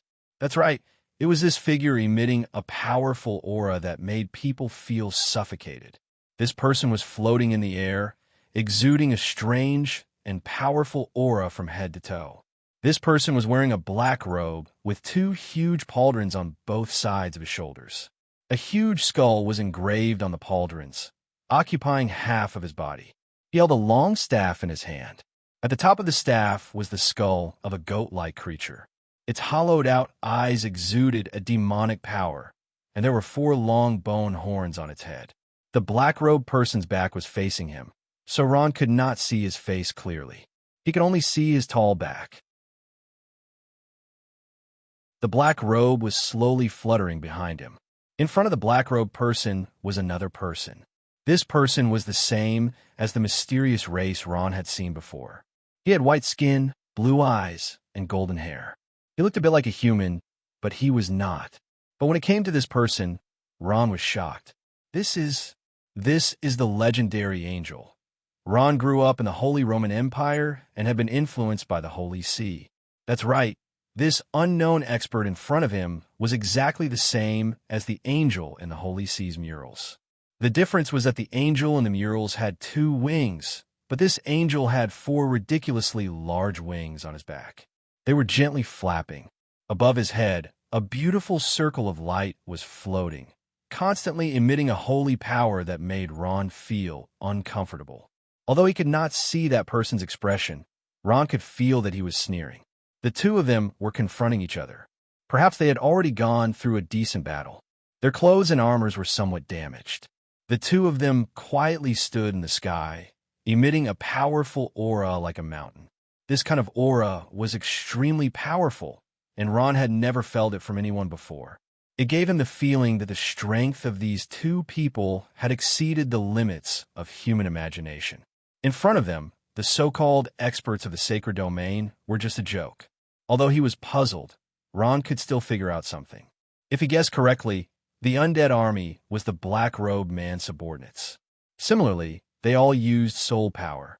On the other side, those unknown warriors were the subordinates of the 4-winged man. Whether it was their race or their expressions, they were completely the same, and the power they used was also the same. At this moment, Ron could not help but take a deep breath, and a trace of confusion appeared in his eyes. Who were they? Why did they have such powerful strength? At this time, the 4-winged angel slowly said, "I didn't expect you to come. It's really beyond my expectations." The black-robed man snorted, not to be outdone, and said, "Same to you. Aren't you also here?" The angel's face sank, and a trace of displeasure flashed across his face. Then, his lips curved into a smile. "You're very strong, stronger than many of the experts I've met," he smiled, and a trace of ridicule appeared in his eyes. "But how should I address you?" "Hermes, or the commander of the undead Plains Scourge Army." "Lord Lich King?" "What? Lich King?" Hearing this, Ron's expression froze. His eyes widened, and an intense look of disbelief flashed across his eyes. He stared blankly at the tall and sturdy figure in front of him. He was the Lich King? At this time, the black-robed man's figure paused. He turned around in surprise, and his gaze met with Ron's. Boom! Ron's body stiffened as if he'd been struck by lightning. What entered his eyes was an extremely ferocious face. It looked like a skeleton, and its deep eye sockets were emitting a strange green energy that was constantly emanating from it. This was a race that Ron had never seen before, but for some reason, perhaps because they both had soul energy, Ron felt a sense of familiarity. "What's going on? It's like something is spying on us, but I can't find anything." The Lich King Hermes paused, and an unnatural expression flashed across his face, but he quickly returned to normal. He smiled and said, "Archangel Michael of the Legion of Holy Angels from the Order Plane. I've heard of you for a long time."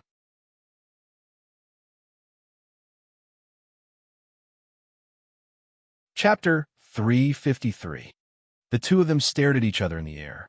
Their auras continued to rise, and the powerful divine power emanating from their bodies seemed to distort the space around them. Ron was completely shocked by the conversation between the two of them. He stood there in a daze, unable to speak for a long time. Ron sucked in a breath of cold air. Lich King. So he's the Lich King, the legendary Lich King who founded the Scourge Church. As expected, he's terrifying. He stared blankly at the vast land below him. The slaughter on the ground had not stopped at all. Countless undead rushed forward dauntlessly. On the vast battlefield, there were dilapidated walls everywhere, and he could vaguely make out the shape of a city.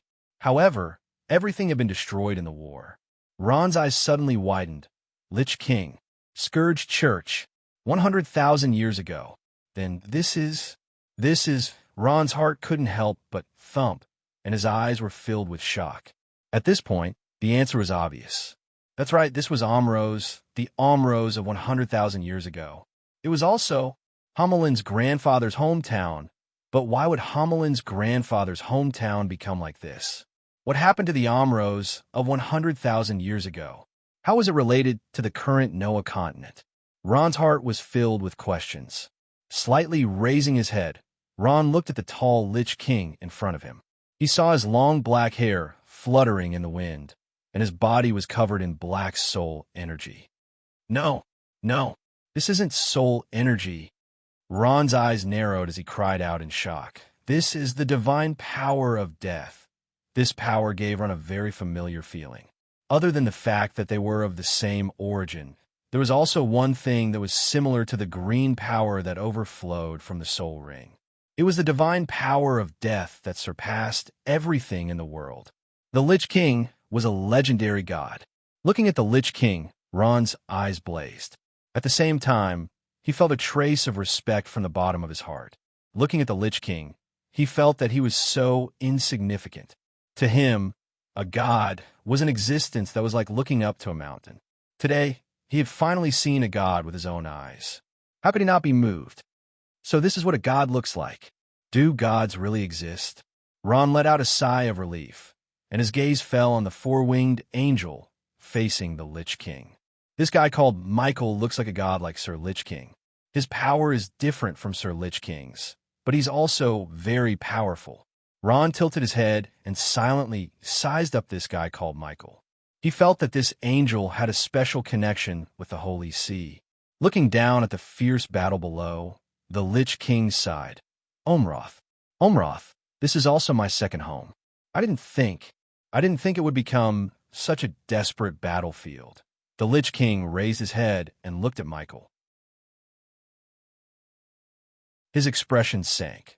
Lord Michael, I think that the reason the Holy See was able to defeat the Scourge Church was because of your legion of holy angels, right? The four-winged angel Michael smiled, but didn't reply. Not only that, but you also personally sent a large number of two-winged angels from the lower realms to destroy the Scourge Church. Speaking up to here, the Lich King's facial muscles twitched, and a trace of intense anger appeared on his face. He also raised his voice. This has already violated the agreement between the various large factions and broken the balance between them. Lord Michael, is everything that has happened today the result you wanted? Heh, so what? Michael laughed coldly. Herimus, let's not talk about each other anymore. Didn't you also bring the Scourge to this subplane? Let me remind you, you have also violated the agreement. Looking at the Lich King, who appeared calm on the surface but was inwardly furious on the inside, Michael's lips curled up. He decided to further provoke this arrogant fellow. Heh, here, I can't help but praise someone. That person is the representative of our legion of holy angels in this subplane. Did you know? After the battle, he actually gave the order to kill all of the undead believers in this subplane, carrying out a thorough cleansing. How happy am I to see you filthy, undead believers fall under the butcher's knife of justice. Not only that, he also destroyed all books related to undead magic, training pins, as well as anything related to the Scourge Church. Heh, this is simply destroying the roots of the Scourge Church. From now on, you undead have already disappeared from the subplane. Not bad. I'll definitely reward him later. Michael said with a smile. He looked at the Lich King with a mocking gaze.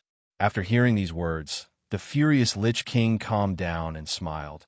The person you're talking about is this guy? Saying this, he opened his mouth and a white mist was exhaled from his mouth. It slowly condensed into a human figure and was grabbed by the Lich King. Ron's eyes were sharp and immediately saw that it was the soul of a white-haired old man. However, why did this soul look so familiar? It's him? Ron remembered and opened his eyes wide in shock. At this moment, the four-winged angel Michael was also stunned. He was shocked. Antonio, how could it be you? That person was the first pope of the Holy See, Antonio, who had already become a holy knight. At this moment, his physical body had already been destroyed, and he could only exist in this world as a soul. However, the Lich King didn't plan on letting him go. He would rather die than be tortured. This was a piece of cake for the Lich King, who focused on cultivating the soul. When Antonio's soul reached Michael, it was as if he had found a life-saving straw.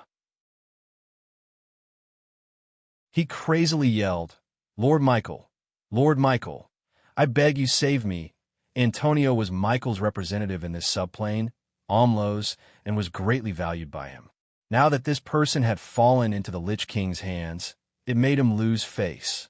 With Michael's arrogant personality, even if Antonio was a dog, he was still Michael's dog. Anyone who wanted to touch Antonio would have to go through him first. Seeing this, Michael's expression darkened.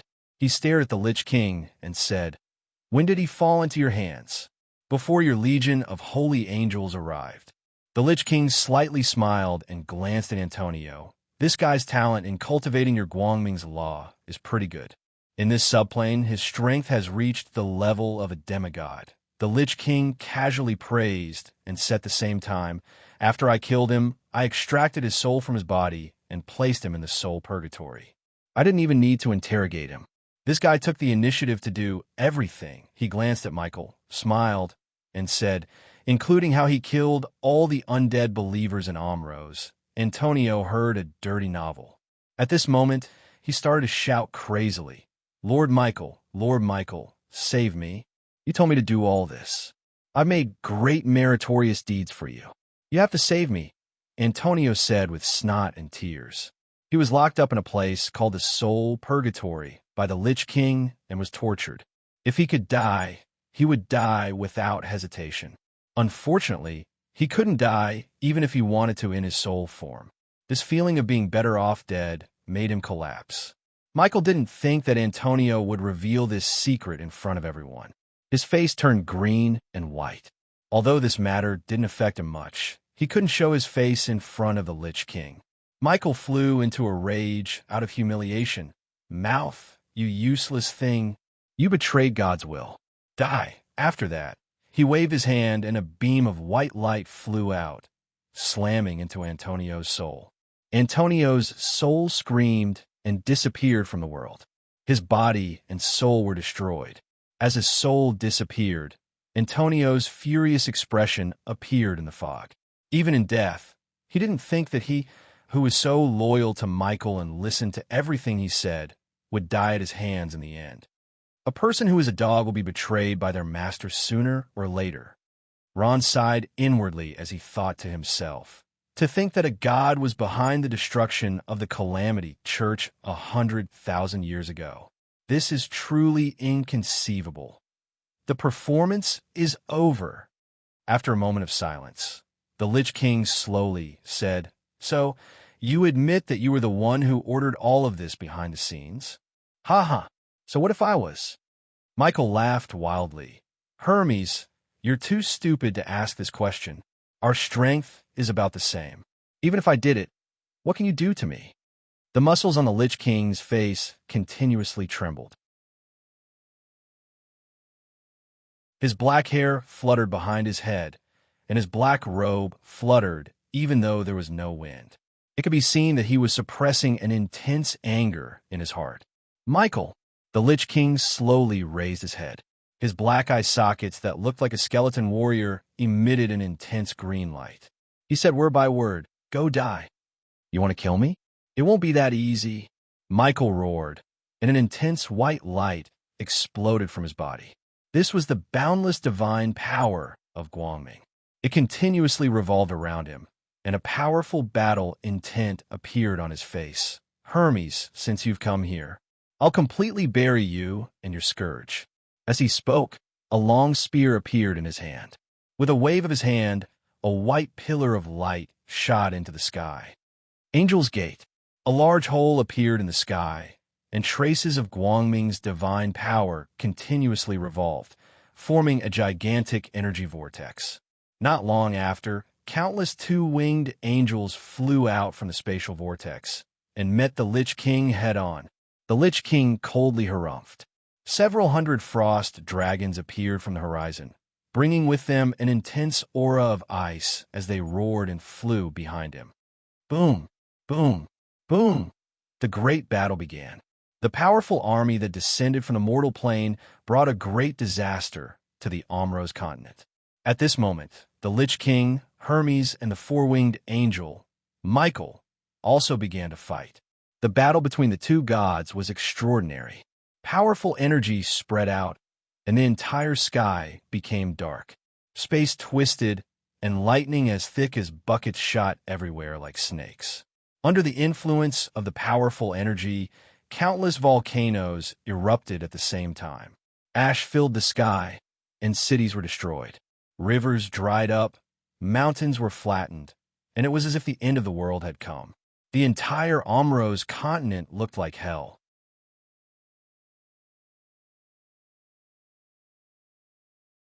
Chapter 354. The sky was burning, the earth was crumbling, and the scene of Amos was like the end of the world. Two balls of light, one black and one white, rose into the sky like two suns, sending down rays of light that destroyed everything in their path. This is too powerful. At this moment, Ron was dumbstruck. The destructive power of the battle between two gods was far beyond his imagination. At this moment, Ron frowned as he felt a sharp pain in his head. His pupils suddenly widened as Ron's face was filled with disbelief. At this moment, he was about to break through. In Ron's world of consciousness, soul force was constantly churning like seawater, and his soul was constantly flying and twisting. Ron's soul face, which was floating in the air, showed a look of pain. Ah! Ron clutched his head, the veins on his thin face bulging. It could be seen that he was enduring great pain. His soul force continued to rise and expand until it reached a terrifying level. Accompanied by intense vibrations, Ron's soul barrier began to crack. Pa! Cracks began to appear one after another, spreading outwards like a spider. Within the cracks, there were traces of dazzling light. Too much. Ron's heart almost jumped out of his body.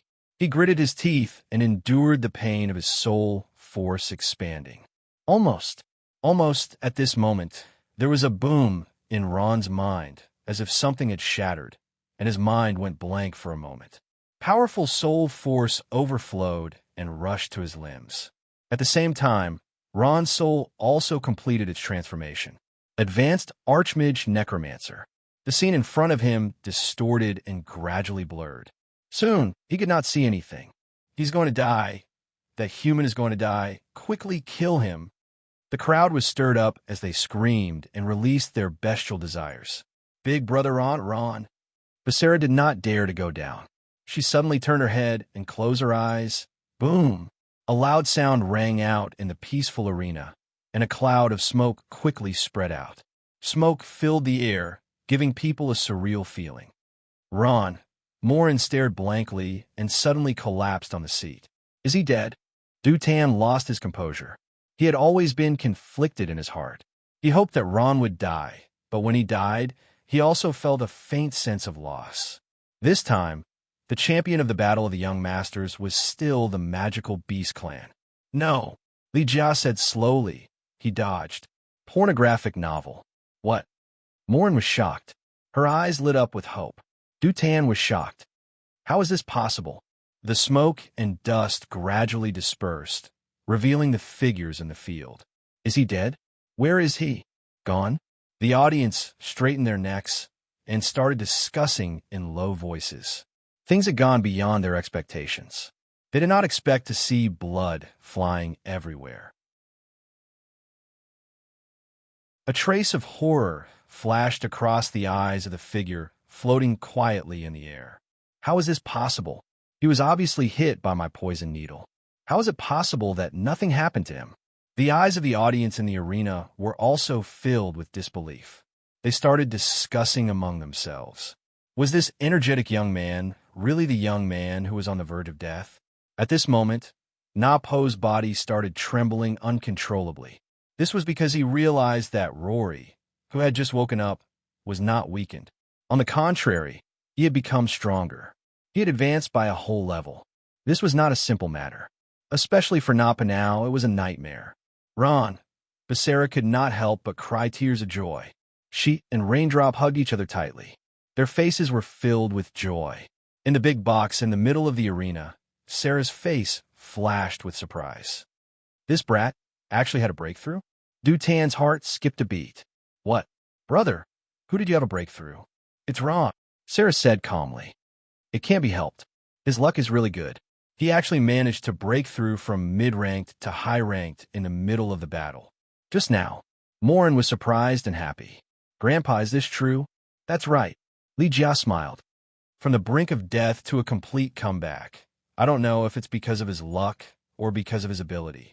Even after being hit by the poison scorpion lion's poison needle, he seemed to be fine. Ancient death magic is really unbelievable. High-ranked in the middle. Dutin muttered. A hint of jealousy flashed across his eyes. An expert in the middle was nothing in his eyes. Don't forget, this human in front of him was only 19 years old. Ron quietly floated in midair. There was no emotion in his eyes. He slowly said to Na, admit defeat. You don't have any more chances. Admit defeat. Na Po's heart felt like it had been stabbed. How could a noble poison scorpion lion of the magical beast race lower its head to a human like you? He gritted his teeth. The words admit defeat kept coming out of his mouth, but he could not bring himself to say it. Ron's eyes narrowed. His powerful aura continued to press down on Na Po. With Na Po's strength, he usually wouldn't put this power in his eyes. But now, his vitality was greatly damaged, and he didn't have much strength to fight. Moreover, he had already lost the poison power that he was most proud of. I admit defeat. After a long time, Nappa finally said these few words. Although he was unwilling, he could only submit to Ron's strength. He won. Ron won. Ron won. After hearing the words, I admit defeat from Napo's mouth, the audience erupted in a thunderous applause.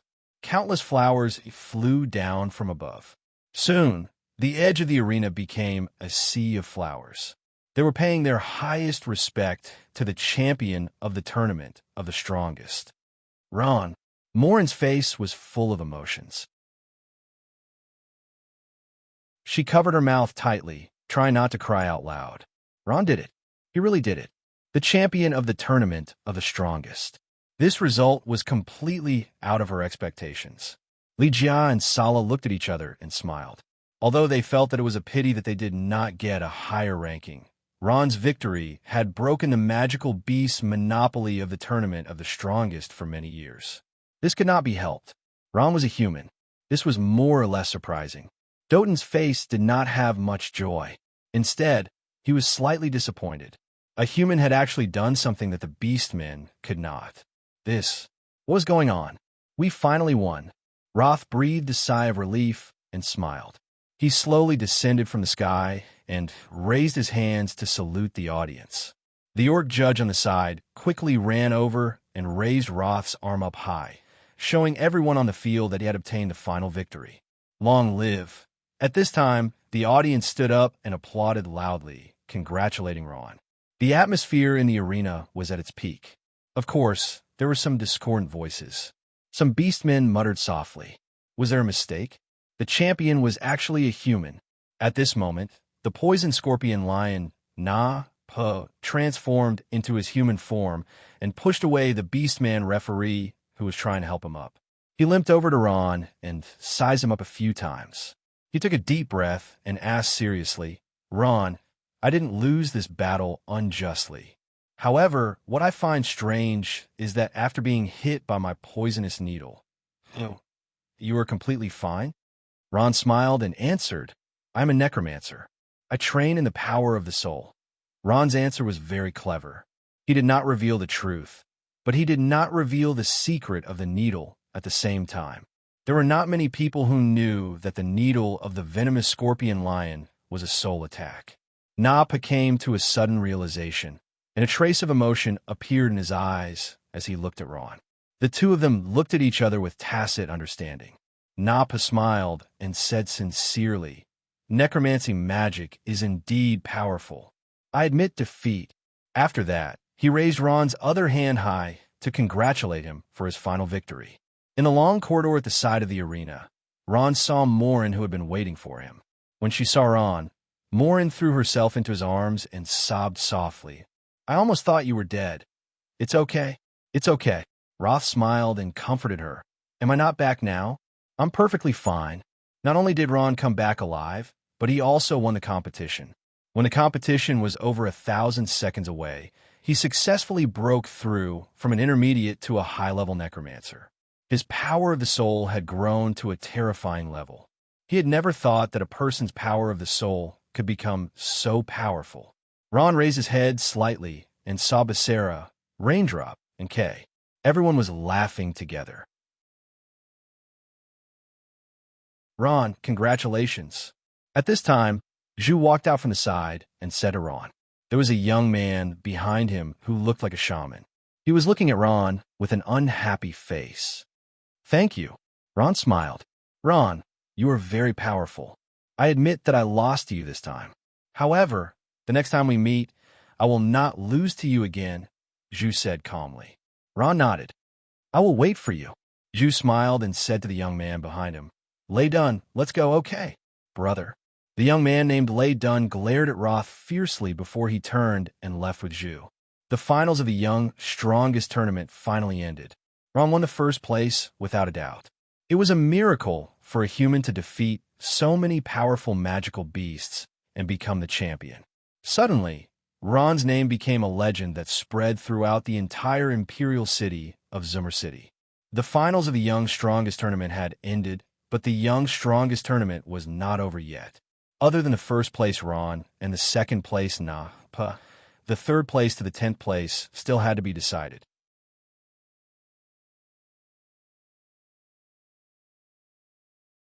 Chapter 355. In the middle of the Colosseum, a huge stage was set up. Colorful flags fluttered on the stage, making it look like a festival. Today was the day of the Young Strongest Tournament's award ceremony. After so many days of competition, the top 10 rankings were finally decided. Without a doubt, Ron was fully deserving of the first place. The second place naturally belonged to Na-Pa, who was defeated by Ron. The third place was also a magical beast. It was the magical beast of the 9th rank, the lightning leopard, who voluntarily retreated when facing Ron. The Class 9 magical beast lightning leopard was a dark-skinned, short, and sturdy youth. He was rejoicing over his wise choice. It was precisely because he didn't fight with Ron that he was able to preserve his strength and rush to third place. The Orc Empire's flying rider was ranked 6th. Because the 4th-ranked magical beast had died in an accident, the rest of the Orc Empire advanced by 1 place. The 5th-ranked magical beast became the 4th-ranked magical beast, and the 6th-ranked magical beast became the 5th-ranked magical beast, advancing by 1 place. The remaining 6 to 8 were all beastmen. After all, they were too powerful. However, 2 beastmen managed to squeeze into the 9th and 10th place. Now, there were 3 beastmen on the podium. For the Orc Empire, this was a bit of consolation. It must be known that in the past few years, there were no beastmen on the stage. It was only in the last tournament that they managed to squeeze in. This time, the 3 Sala Empresses were satisfied. During the ceremony, the 10 young experts stood in a row. Their faces were full of vitality. They were the elites of the elites. Their strength was not bad at their age, and their future achievements were limitless. When Ron's figure appeared on the stage, all the young experts lowered their heads, not daring to look at Ron. Even the powerful magical beasts lowered their heads. The host of the ceremony was the Beast Emperor, Sala Empress. At this time, he was wearing a golden emperor's robe that shone brightly under the sun. He stood in the middle of the stage, his dignified face somewhat benevolent. He was looking at the group of youthful experts with a smile. When his gaze fell on Ron, he paused for a moment and gave him a kind smile. Ron also gave a friendly smile and returned to his seat. Li Jia was seated on a stage not far away, smiling at them. Beside him were 2 people. One was Prince Dutton, the younger brother of the Beast Emperor Sala, and the other was Morin, the granddaughter of the war god Li Jia. She was also the chief of the Thorny Flower tribe. She was wearing an elegant purple dress, smiling at Ron. Her red face was filled with pride. Ron had obtained first place in the Young Heroes competition, bringing glory to the Thorny Flower tribe. This was something that money could not buy. It was no wonder she was so happy. Next, let's invite Sarah Country's emperor to speak. A Beastman official cleared his throat.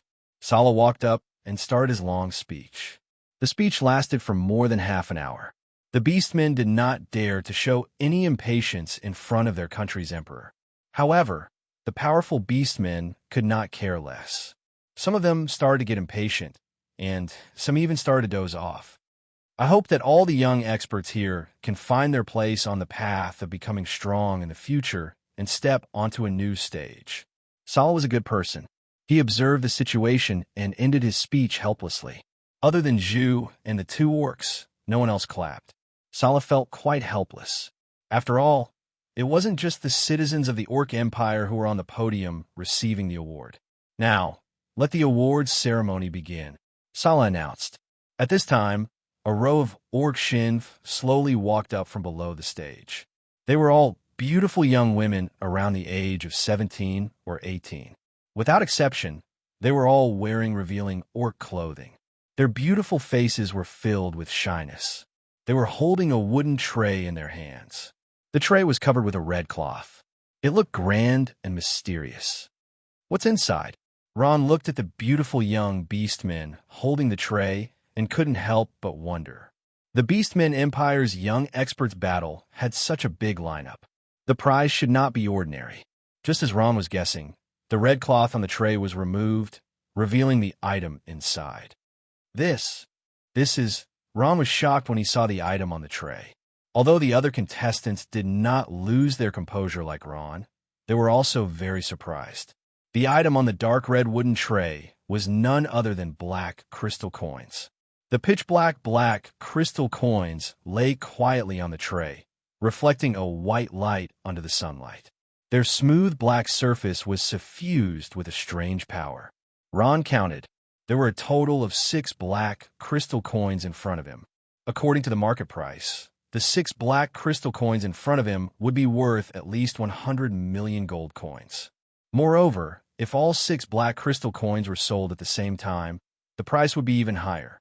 After all, 6 black crystal coins were in short supply in the black market on the Noah continent. Even if one had the money, they could not be bought. It was extremely rare to see 6 black crystal coins being sold at once.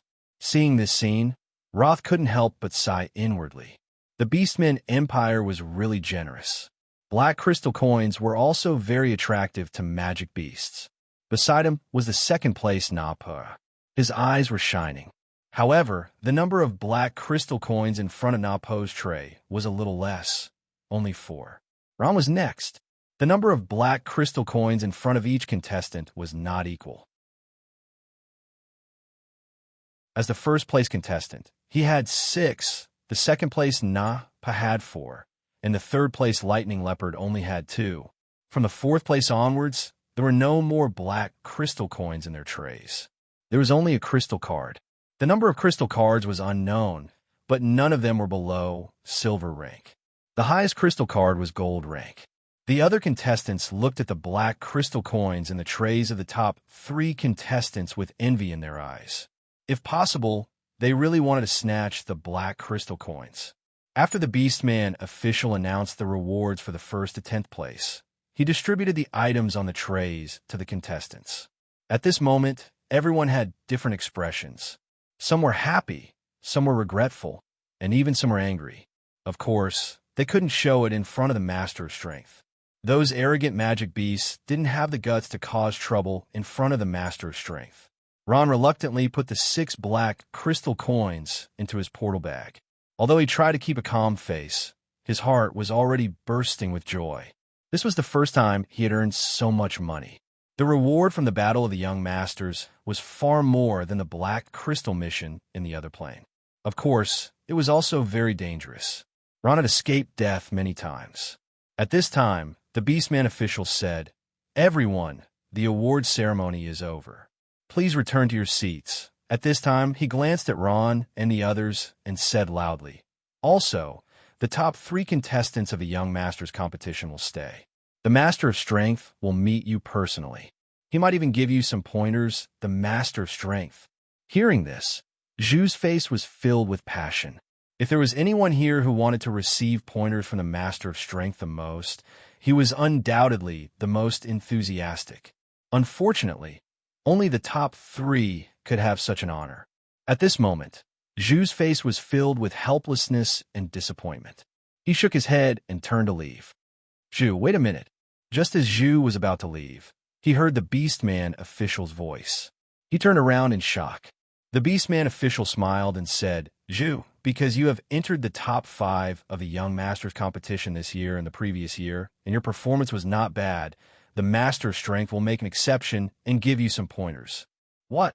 Hearing this, Zhu was surprised and happy. His eyes were filled with disbelief. He even stuttered, You? The Master of Strength will personally give me pointers?" The Beastman official smiled and nodded. "Follow me." Ron and the others glanced at Zhu and followed the Beastman official. "Come up." Li Jiao laughed heartily. He pointed at the 4 chairs beside him and gestured for them to sit down. "Sit down. Don't be shy. There's no pointers or pointers. Let's chat casually." At this time, Li Jia smiled kindly. He didn't look like a Master of Strength at all. Instead, he looked like an old man next door. "Yes, Master of Strength." Everyone sat down according to their order. Zhu looked nervous, and he didn't know where to put his hands. Sarah, Dutton, and Mullen also sat down at the side. Nappa didn't sit down. Instead, he smiled slightly. "Master of Strength, your strength is as dazzling as the sun in the Noah continent. Unfortunately, our cultivation systems are different. You're an orc, and I'm a magical beast. You can't help me in my cultivation. I think there's no need for pointers. If there's any reward, hurry up and give it to me. We'll leave Zummer City as soon as possible." As soon as he said this, Sarah, Dutton, and the others' faces changed. Na Po's words were too disrespectful to the Master of Strength, a Master of Strength from the Divine Realm. Li Jiao was not annoyed at all. He still had a smile on his face as he said slowly, "You're a child of Mott family, right?" Mott Bronzebeard was the Lion King of the poisonous Manticore clan and Na Po's father. His strength had reached the sacred domain. As soon as Li Jia mentioned his father, Na Po immediately put away the smile on his face. "Master of Strength, do you know my father? We can't say that we know each other, but we haven't seen each other for many years." Li Jia smiled. Did your father ever tell you that you're overly reliant on the power of poison and neglected the cultivation of the row fight skill? Na Po's heart suddenly trembled when he heard this. His father had indeed told him this, but he had never taken it seriously. Li Jia smiled and said, "Your performance in the Young Masters tournament can be described as perfect. You advanced triumphantly all the way without tasting defeat, but in the end, you were defeated by Ron. Of course, Ron is an exception. However, if you can improve your row fighting skill, coupled with your poison attribute power, your strength should be able to reach a higher level." Na Po nodded in admiration when he heard this. He stood up and bowed deeply. "Thank you for your pointers, Master Strength." Master of Strength also turned to the rank 9 Lightning Leopard and pointed out his weakness in strength. The rank 9 Lightning Leopard also admired him. "Master of Strength, you know so much." Master of Strength smiled and turned to look at Zhu one by one and immediately stood up. "Master of Strength, your strength is not bad, and you fought very well. Although you lost, you still showed your true strength. Next, you need to strengthen the cultivation of your state of mind." Li Jia said calmly, "The cultivation of my state of mind." Zhu carefully pondered over Li Jia's words, but he still couldn't understand it. However, Li Jia didn't continue. He still needed to slowly understand everything, so Zhu could only sit down. Li Jia smiled and nodded, and his gaze fell on the champion of the Young Masters tournament, Ron. Before Li Jia could speak, Ron stood up and said, "Master of Strength, to be honest, it was an accident that I participated in the Young Masters tournament. I won first place by accident. According to the requirements of the Young Masters tournament, Master of Strength, can I make a request of you?" Li Jia nodded calmly. "You?" Ron was nervous. He glanced at Morin and met her encouraging gaze. He mustered up his courage and said, "Master of Strength, I think you should know my background by now. I only have one purpose in coming here, and that is to ask for your help in removing the assassination order from the council." When everyone heard this, other than those who knew the inside story, they were all shocked. They only knew that Ron had such a past. Morin looked at her grandpa, and her face was filled with hope. Li Jia smiled slightly, blinked his eyes, and softly spat out a sentence from his thin mouth.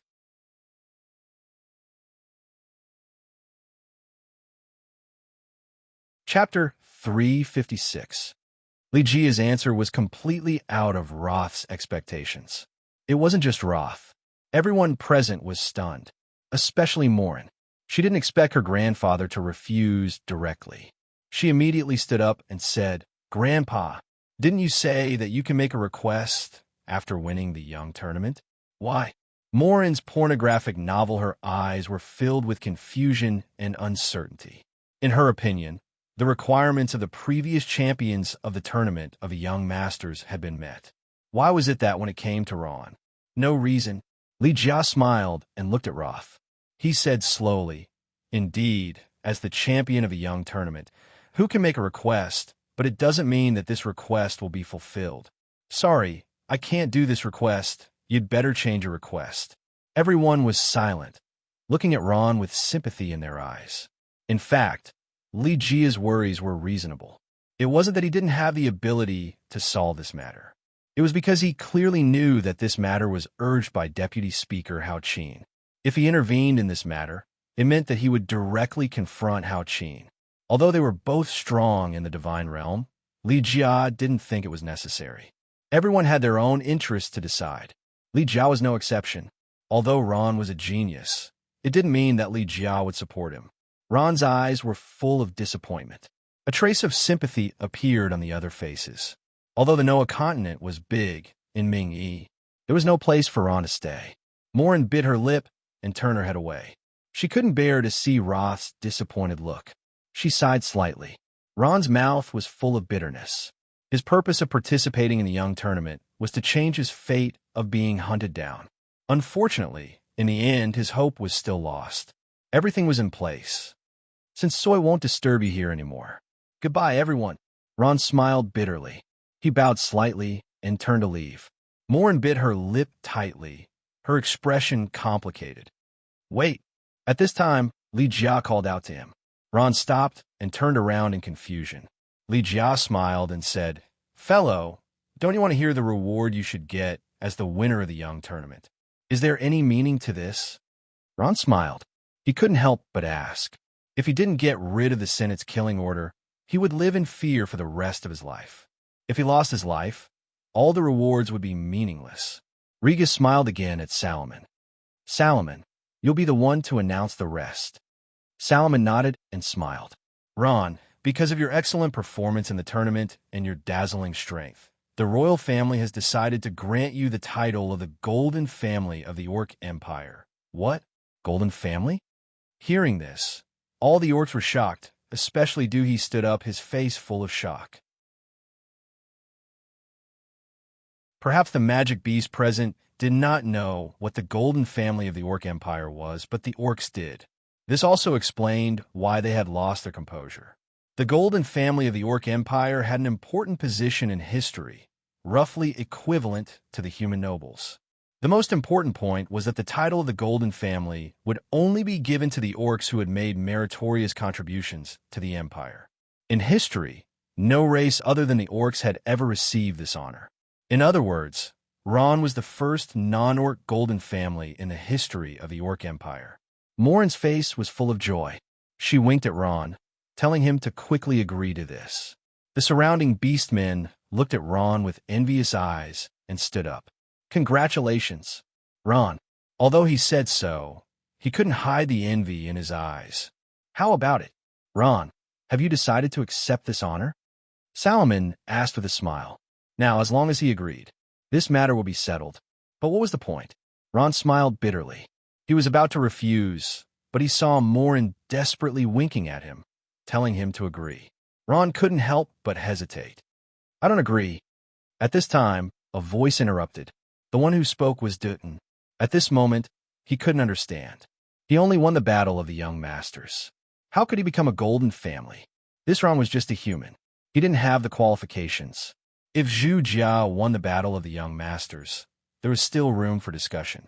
As for Ron, Dutton thought it was a bit too much. The title of Golden Family wasn't a cabbage. It wasn't easy to get it. With Dutton here, he didn't have the qualifications. Brother, isn't it too hasty to give Ron the title of Golden Family? With this human's strength and reputation, he doesn't have the qualifications. Dutton said solemnly. He glanced at Ron. Don't forget, he's just a lowly human. Dutton's words were extremely harsh. Ron couldn't help but frown. At this time, Salomon saw Li Jia's eyebrows slightly raised. A trace of displeasure flashed across his face. Salomon's heart trembled slightly. Although Li Jia didn't say anything, he could feel that Li Jia was dissatisfied with his brother. He immediately lowered his face and said protectively, Dutton, please pay attention to your status. In this matter, you don't have the qualifications to speak. When Dutton heard this, his mouth opened wide. He had never used such a tone with him before. This time, he was really angry. Coupled with Li Jia's expression, his own actions had caused Li Jia to be dissatisfied. Dutton could only lower his head resentfully. He didn't say anything else. Salomon heaved a sigh of relief. He was afraid that Dutton would say something inappropriate. At this time, he turned to Ron and smiled. Ron, what do you think? Ron knew that Morin was desperately trying to signal him with her eyes. She probably wouldn't harm him. Moreover, joining the Golden Family didn't mean anything to him. Anyway, he was now like a drifting duckweed. He would go wherever it was safe. After thinking about it, Ron agreed. Okay, I agree. When Morin heard this, a smile appeared on her face. Only then did she put down the big stone in her heart. Things were settled just like that. Under Salomon's announcement, Ron became the only non-orc golden family in the Orc Empire. Nappa and the rank 9 Lightning Leopard were also given important positions. However, after Salomon took the responsibility, they all declined. As the elites of the high-level magical beast family in the Kingdom of Warcraft, they couldn't serve the Orc Empire before they obtained the status of the family. Salomon also said this. Therefore, he didn't force it. As for Zhu, he had just joined the Orc army and became a legion commander with military power. Morin, why did you make me agree? After leaving, Ron asked Morin in the carriage. I can't stay in the Orc Empire without removing the hunting order from a council. What if the Holy See knows that I'm here and sends people to kill me? Don't worry. Grandpa must have his reasons for doing this. Morin smiled sweetly. It was like 100 flowers blooming together. Ron was stunned for a moment. Morin said, Our Orc Empire is different from your human empires. We have a powerhouse in the realm of the gods, which is my grandpa. Without his consent, no one else would dare to touch you in the Orc Empire. Except for those powerhouses in the realm of the gods. Do you think they would make a big fuss in the Orc Empire for a child like you? You are, Ron thought and said, Is the great strength warrior protecting me in disguise? Yes. This is why Grandpa decided to give you the title of Golden Family. Morin smiled. Ron, think about it. Except for the Holy See, who would be interested in you? Ron, don't worry. The powerhouses in the Holy See and the Sacred Domain wouldn't dare to mess around in the Orc Empire. I see. Ron understood. He was safe for the time being, but only in the Orc Empire or in the imperial capital of the Orc Empire, Zoomer City. Without the protection of the great strength warrior, he would still lose his life. Of course, there was a price to be paid for letting Ron stay. Both Li Jia and Salomon were struck by Ron's potential and incredible undead magic. They believed that Ron had incredible power. At his current age, he would one day break through the sacred domain. Letting Ron stay was for him to serve the Orc Empire. Ron was well aware of this. However, it was still a matter of time before he came over and ended the days of being hunted down. In a luxurious hotel in the imperial capital of the Orc Empire, Omega, a powerhouse of the Beaumont clan, and her fiancé, Tommy, were talking about something. But at this time, Omega was full of anger. You what? Say it again? Omega's voice suddenly rose an octave. Her eyes were wide open as she stared fiercely at Tommy. Tommy was so scared that he trembled. Intimidated by Omega's imposing manner, Tommy was so frightened that he stuttered. Dear, don't be angry. According to the news I got in the Holy See, that Ron no longer has those powerful corpses. What you mean is that his strength is no longer as strong as before, and he is no longer as strong as before. Yes. All of his combat puppets were destroyed by the Holy See, and one of them is sealed on Mount Hygel. Tommy stuttered. Dear, we were all fooled by him. As soon as she heard this, Omega's emotions, which were difficult to calm down, were ignited again. She slammed the table fiercely, smashing into pieces, and cursed, Damn human. Omega's anger was justified. She had backed out at the last minute of the tournament, which not only helped Ron's reputation and led him in the first place, but also made the noble Beaumont clan lose face, making her unable to raise her head in front of some magical beasts. For example, the poisonous scorpion lion Na-Puh and the snake demon Palessa. Although they did not show anything on the surface, their previous respectful attitude was much worse than before. This kind of shameful and humiliating thing made Omega fly into a rage. She gritted her teeth and said, Ron, I will not let you go. Never. Tommy suppressed his nervousness. Dear, Ron no longer has those powerful corpse puppets. Without those corpse puppets, he is no match for you. Omega, when are you going to avenge my father? As soon as she heard this, Omega immediately calmed down and regained the look of a high-level magical beast. She said coldly, I must kill him.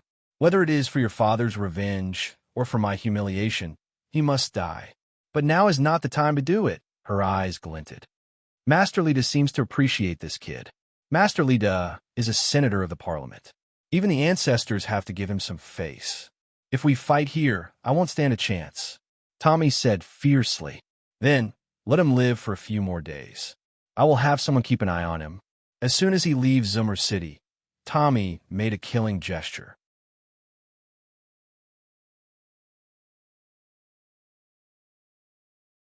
Chapter 357. Brother Ron, come over here. Raindrop waved her hand and called out loudly. In the Orc Empire's capital, where every inch of land was worth its weight in gold, there was a 2-story luxurious mansion with a courtyard. This was the special treatment that Ron deserved as a member of the Orc Empire's golden family. Even though Ron did not lack money, he could not reject something that was given to him. Besides, Ron also needed a place to stay. He could not possibly stay in a hotel for the rest of his life. Thus, he accepted it. With money, a big mansion, and a few beautiful shinobis accompanying him, Ron could finally live the life of a noble. However, he did not feel happy at all. Instead, he felt troubled. What troubled him the most was the endless social activities of the Orc Empire's royal family. He had to attend all kinds of banquets. The Orc Empire's wine was also a must. He had to drink every banquet. Now, he would come home drunk every day. It had been like this for more than 10 days. He did not even have time to train himself. Now, he had to go and socialize again. In the luxurious room, other than Raindrop, Morin and Becerra were also there. They were busy helping Ron change his clothes. At this time, Ron protested unhappily. I don't need to change my clothes. I just wore them at the banquet this afternoon. Do I have to change them now? At this moment, Ron was wearing a large white robe. The robe had all kinds of strange patterns on it. There was a furry collar on his shoulder. It was said that this was the Orc tribe's precious traditional clothing. From afar, he looked like an orc. However, when paired with his thin face and frail human body, this robe looked out of place on him. Of course, the host of tonight's banquet is the Orc Empire's big boss, old Marshal Jean Foam. He has a high status and holds great power. Even though he is retired, he is still a figure that can shake the Orc Empire. There will be many political officials attending. How can we not make it grand? While Morin was rambling on about the importance of the banquet, she was carefully helping Ron tidy up the complicated clothes and various accessories. After the competition, Morin did not return to the Thorny Flower tribe for the time being. Instead, she stayed in Ron's mansion. She said that she was there to take care of him, but in reality, she was there to bring him around to socialize and get to know some important people in the Orc Empire. Morin was very talented, and she had a lot of power in the royal circle. Even the Beast King Sala had to give her some respect. Ron could only sigh faintly and did not say anything. In fact, he did not like this kind of work. He did not have a high tolerance for alcohol and hated social interactions even more. If he could make an appointment, he would rather cultivate alone in the wild. Although it was a bit bitter, it could train his will. Unlike the clothes of the orcs, this traditional costume of the Golden family was extremely complicated and difficult to wear. The three of them spent a long time before they could wear it.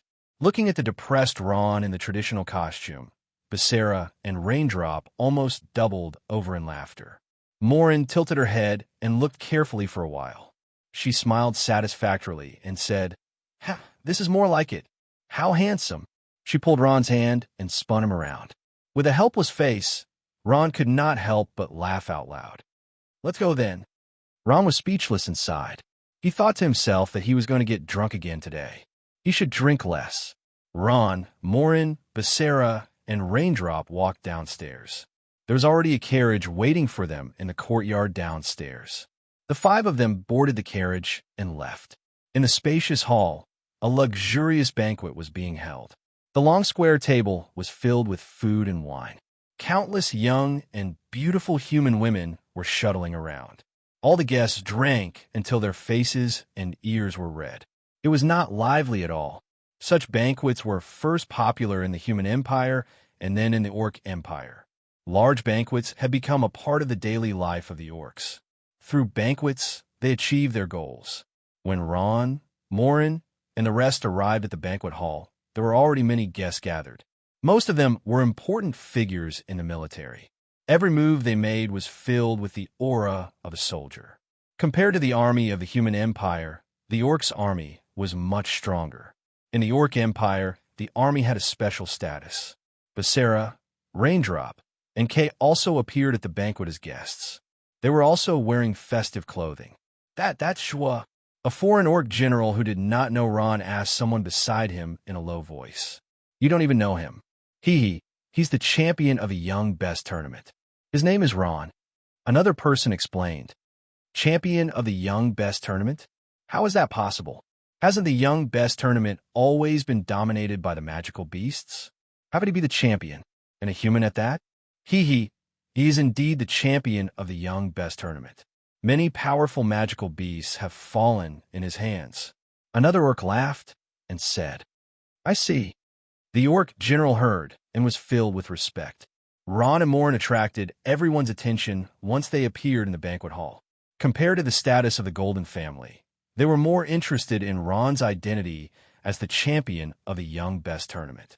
Ron, this is old Marshal Jean Foam. Morin smiled and bowed.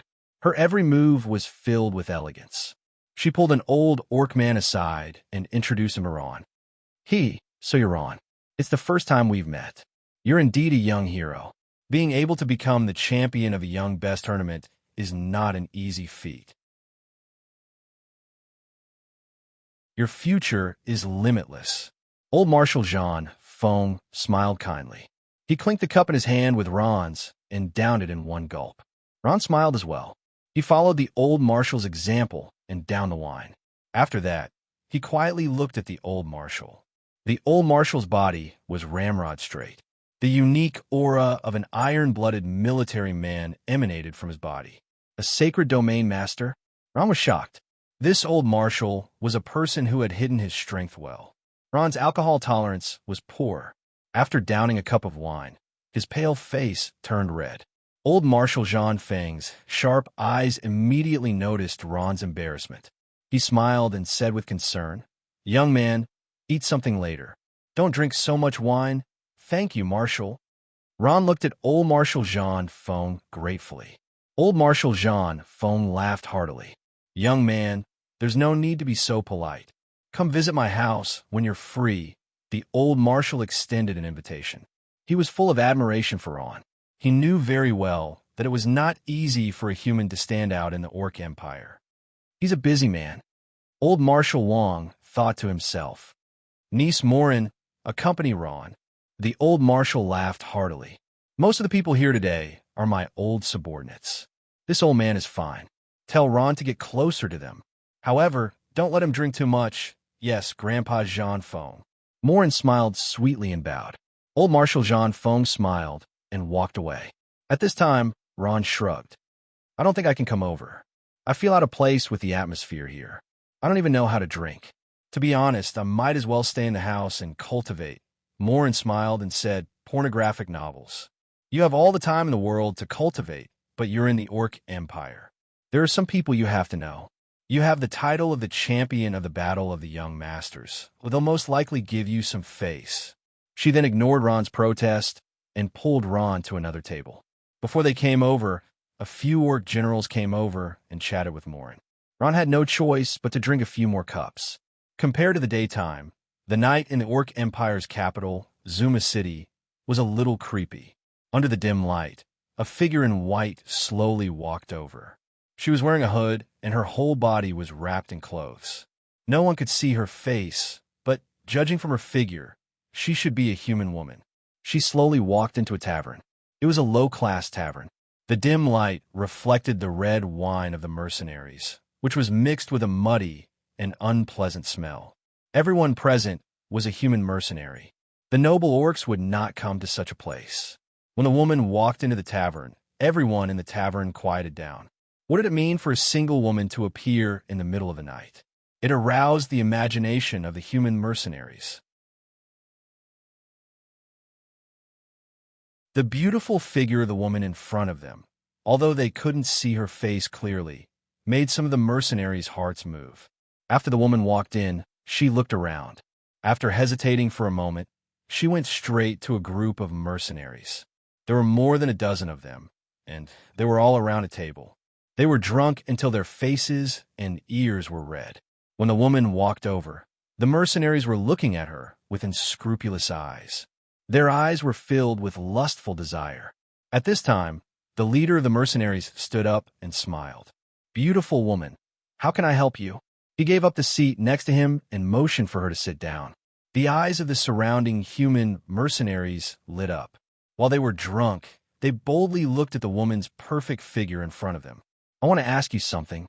The woman's voice was calm and emotionless. "Where is the champion of the Orc Empire's Young Masters Tournament?" "Ron?" The mercenaries looked at each other.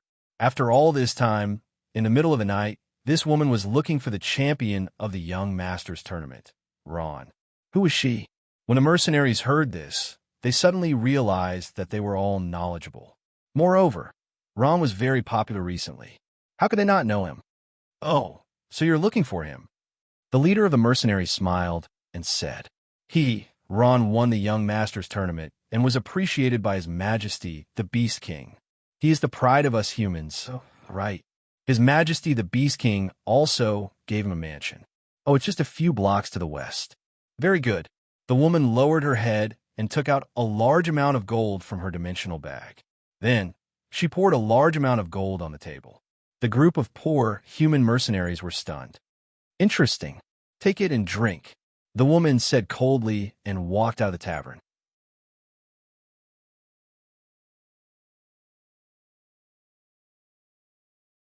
Chapter 358. There was a whole pile of gold coins on the table. It was so yellow that it dazzled the eyes of the mercenaries. Underworld novels. Although there were only a few hundred gold coins on the table, it was a huge fortune for these mercenaries who came from the lower levels. Without much thought, a pair of trembling hands quickly reached over and grabbed a handful of gold coins on the table. As a result, this attracted even more people. "It's mine, I don't want the spear." The table suddenly became chaotic. Everyone's eyes flashed with crazed desire. Their hands tightly held onto the gold coins, unwilling to let go. "Bastards! All of you! Stop it!" The leader of the mercenaries stood up in exasperation and scolded these insensible subordinates. He wanted to control these people's craziness, but unfortunately, no one listened to him at this time. Swoosh! Until the leader of the mercenaries aggressively pulled out his shining sword. The chaotic situation calmed down. "All of you, put it down." The leader of the mercenaries' face was full of killing intent. If something went wrong, his sword would not hesitate to chop down. Those who held the gold coins in their hands reluctantly put the gold coins back on the table under the leader's threat. The leader of the mercenaries coldly snorted and put the sword back into the space bag. "Look at you guys. Just these gold coins were enough to buy you guys over. Is there a need to be like this? I think you guys almost fought." The leader of the mercenaries said angrily. Seeing the leader angry, the mercenaries looked at each other and became silent. "Leader, we haven't had money for a long time. We really can't stand it anymore. Brothers also need to eat," a small mercenary said softly. He was indeed afraid of being poor. Yes, another one agreed. "Leader, we haven't received a suitable mission for many days. We are a little tight on money," the mercenaries said one after another. "Did I say that these gold coins are mine alone? Did I say that?" The leader of the mercenaries coldly stared at the crowd. These unexpected fortunes naturally belong to everyone. Everyone has a share. No one could take it all alone. But you guys took it all one by one. How am I supposed to divide it? His words made the mercenaries unable to raise their heads. Seeing this, the leader of the mercenaries softened his tone. "I also know that our brothers are tight on money during this period of time. How about this? Let's split the money now." Everyone agreed. Soon, the gold coins on the table were emptied. Everyone held the gold coins in their hands and smiled. These people were a small group of ruffians in Zimmer City. They had no other skills except for bragging, stealing, and flirting with women. It was not easy for them to get a few mercenary badges, which made them even more shameless and arrogant, and they went around swindling people. They weren't strong enough, so they couldn't accept any of the missions that could earn them money. Some of the missions that they did accept even resulted in heavy casualties.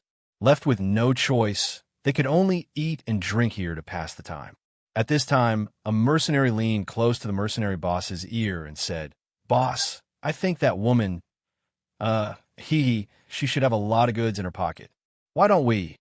Everyone's thoughts became active. Good. That woman just now was so generous, casually giving out a few hundred gold coins. Moreover, she was alone. It was really easy to make a move on her. These people might not be good at other things, but they were very good at robbing. Yes. Boss, let's go up and rob her. Yes, boss. Let's do it. Once we rob her, we won't have to worry about the rest of our lives. That's a good idea. Skinny monkey, you usually don't show off, but you came up with such a good idea at this critical moment. That woman has a good figure. She's curvy in all the right places. Our brothers can have some fun after making a fortune. When the ruffians heard this, their eyes lit up. Their eyes were filled with naked greed and lust. The mercenary boss hesitated for a moment. He felt that something was wrong. That woman dared to walk alone in Zoomer City at night. So she shouldn't be that simple. Oh, boss, don't think about it. Isn't she just a foreign human woman? She's not an orc. There's so many of us. Can't we deal with her? Yes, boss. Hurry up and make a decision. Everyone will be gone if we delay. If you don't go, we'll go. The group of ruffians urged one after another. The mercenary boss glanced around at the crowd and saw that their eyes were flashing fiercely. He was shocked. It was taboo to block someone's path to wealth. It was fine if he didn't go, but it would be bad if he didn't allow others to go. All right. The mercenary boss finally made up his mind. He couldn't resist the temptation of gold coins. This was a fat sheep, and it would be a waste not to take advantage of it. It's just robbery. Anyway, it's not the first time I've done it. The mercenary boss comforted himself. After making the decision, the group immediately got up and paid the bill. One by one, they walked out of the tavern and slowly disappeared into the night, chasing after the mysterious woman. Little did they know that what was waiting for them was not gold coins, but a grim reaper with a scythe. The mysterious woman walked in front. She walked very slowly, as if she had something on her mind. After turning a corner, she entered a remote place. There were dark woods on both sides, and no one could be seen. At this time, the mysterious woman stopped abruptly and stared behind her with a pair of cold eyes. "Who's there? Get out of here. Hee hee. I didn't expect you to see through one of us so quickly after farting," a voice said. At this time, the mercenary boss walked out of the woods. There were more than 10 underlings following behind him. He looked carefree and fearless. There were more than 10 of them, and under the mercenary boss's signal, they surrounded the mysterious woman. "It's you guys?" The mysterious woman recognized them. Weren't they the people who asked for directions in the tavern? She frowned and said unhappily, "What's the matter?" Hee hee. The mercenary boss laughed dryly. "Nothing much. It's just that us brothers are short on money recently, and we want to borrow some money from you," the boss said and looked at the woman's eyes darting around quickly. He was thinking about his next reaction. They were almost certain that they could extort money from the woman, but they wanted more. That was how the local ruffians were. As long as you gave an inch, they would take a mile and become even more arrogant. However, after the boss said that sentence and waited for a long time, he didn't see any reaction from the woman. The strange thing was, she didn't even say a word. She just stood there quietly. She couldn't have been scared silly, right? The mercenary boss thought and said again. He still didn't get any response. At this time, he became impatient and snorted. He waved his hand and said fiercely, "Bastard, you think you'll be fine if you don't say anything? Brothers, let's go. Strip this little bitch naked." Yes, following the boss's order, the underlings all agreed. They smiled maliciously and approached the mysterious woman from all directions. Looking at the mysterious woman's graceful body, their eyes flashed with naked lust. You guys don't know what's good for you." The woman sneered. The robe on her body moved silently, and a powerful aura instantly spread out. Her slender body left the ground and slowly rose up.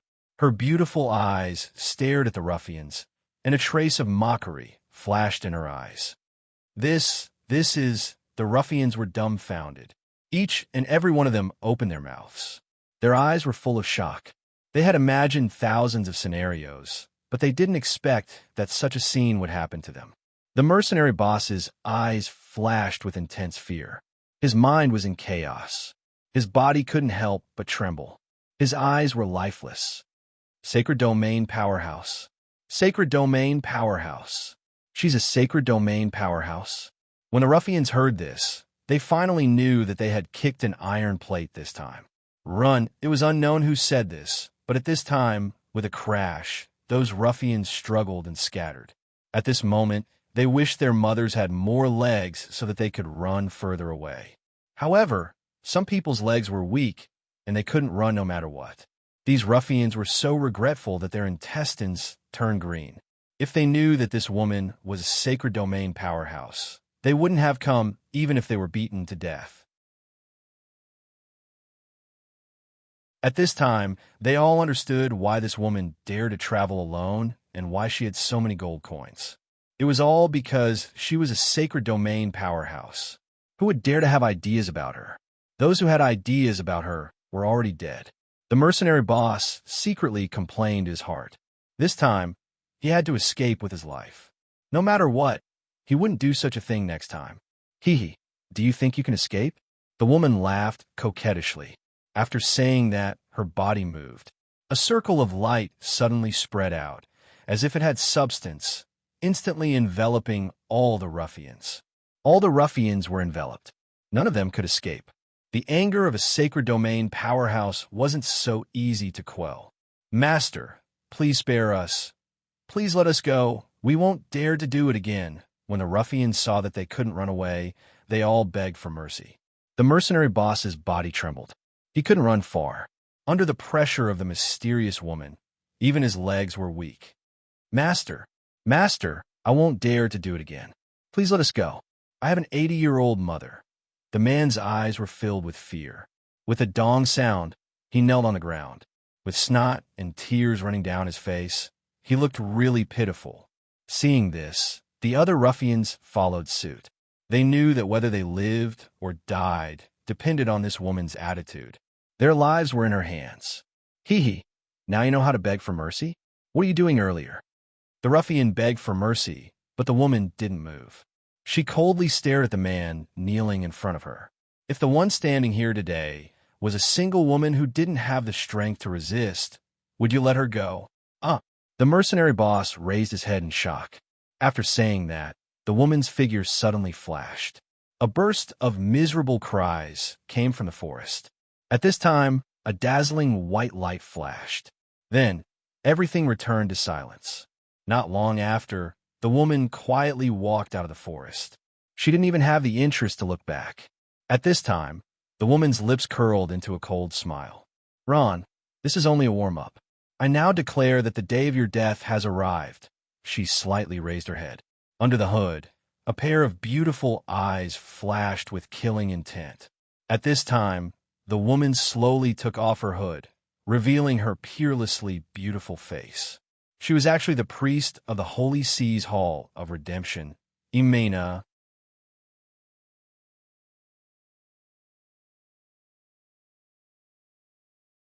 Chapter 359. Ron sighed as he watched the crowd pass by. This banquet was too boring. He really did not know why the orcs liked to hold banquets so much. Although he had to admit that the songs and dances were beautiful, almost all banquets were like this. No matter how delicious the dishes were, one would get tired of eating them every day. Novel ranking, Ron, what are you thinking about? Why do you look so bored? At this time, Becerra walked over with a glass of red wine in her hand. She was wearing a bright red dress today. She looked very charming, especially her beautiful snow-white chest, which made Ron's heart flutter. Ron did not answer. He only raised his glass. Becerra clinked her glass with his, and the two drank. At this time, Ron smiled and said, "It's really boring. There are such social events every day. Although I've become a member of the Golden family, to be honest, I still want to go back to my previous carefree self." Becerra smiled. Me too. When I first attended a banquet like this, I thought it was very novel.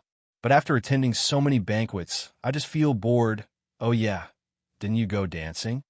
Ron smiled and changed the topic. There would be dancing parties at the same time as the banquet. The elegant dances were also passed down from the humans. The orcs only knew how to dance coarsely. No, Ron, you know that I never dance with others. Of course, other than you. The charming Becerra was invited by many people at the banquet, but she politely rejected them all. It was not that she did not know how to dance, but she did not want to. She was born in the gypsy tribe, which was good at singing and dancing. She was born with a talent for singing and dancing. Ron smiled and looked at the singing and dancing. At this time, Becerra smiled. Her warm body leaned over and blew into Ron's ear. She bit Ron's ear and said, "Do you think they dance well?" Ron only felt a soft and warm body in his arms. The little vixen in his arms was rubbing her full breasts against his arm. He was distracted for a moment. Beautiful, beautiful. The strange thing when I jumped to Library 56 was that all the orcs, including Riga, showed a respectful expression. The great ancestor was naturally not the name of the old beast man, but no one dared to call him by his name. At this moment, Ron's eyes narrowed. He discovered that the old beast man called the great ancestor wasn't simple at all. He was a shaman, but he had reached the sacred domain realm. And this realm had another title, the prophet. He's not a simple character. Ron thought to himself. He didn't dare to be negligent and bowed deeply. He was thinking about how to get close to this big shot of the Orc Empire. At this time, the old ancestor actually spoke first. "My great-grandson-in-law, you're finally here, what?" Ron raised his head in astonishment. He thought, "Is this old orc calling me?" He looked around. It seemed that he was the only one standing there, and the old ancestor was looking at him with a smile. He turned to look at Morin. He saw that her face was also filled with shock. Then, 2 red clouds appeared on her pale face. She clearly didn't expect this. There was only one great-granddaughter in this side hall, and that was her. Moreover, she had a good relationship with the old ancestor, so it was no wonder that Morin was so embarrassed. Ron looked around and saw that everyone, including Riga, had a sluggish expression.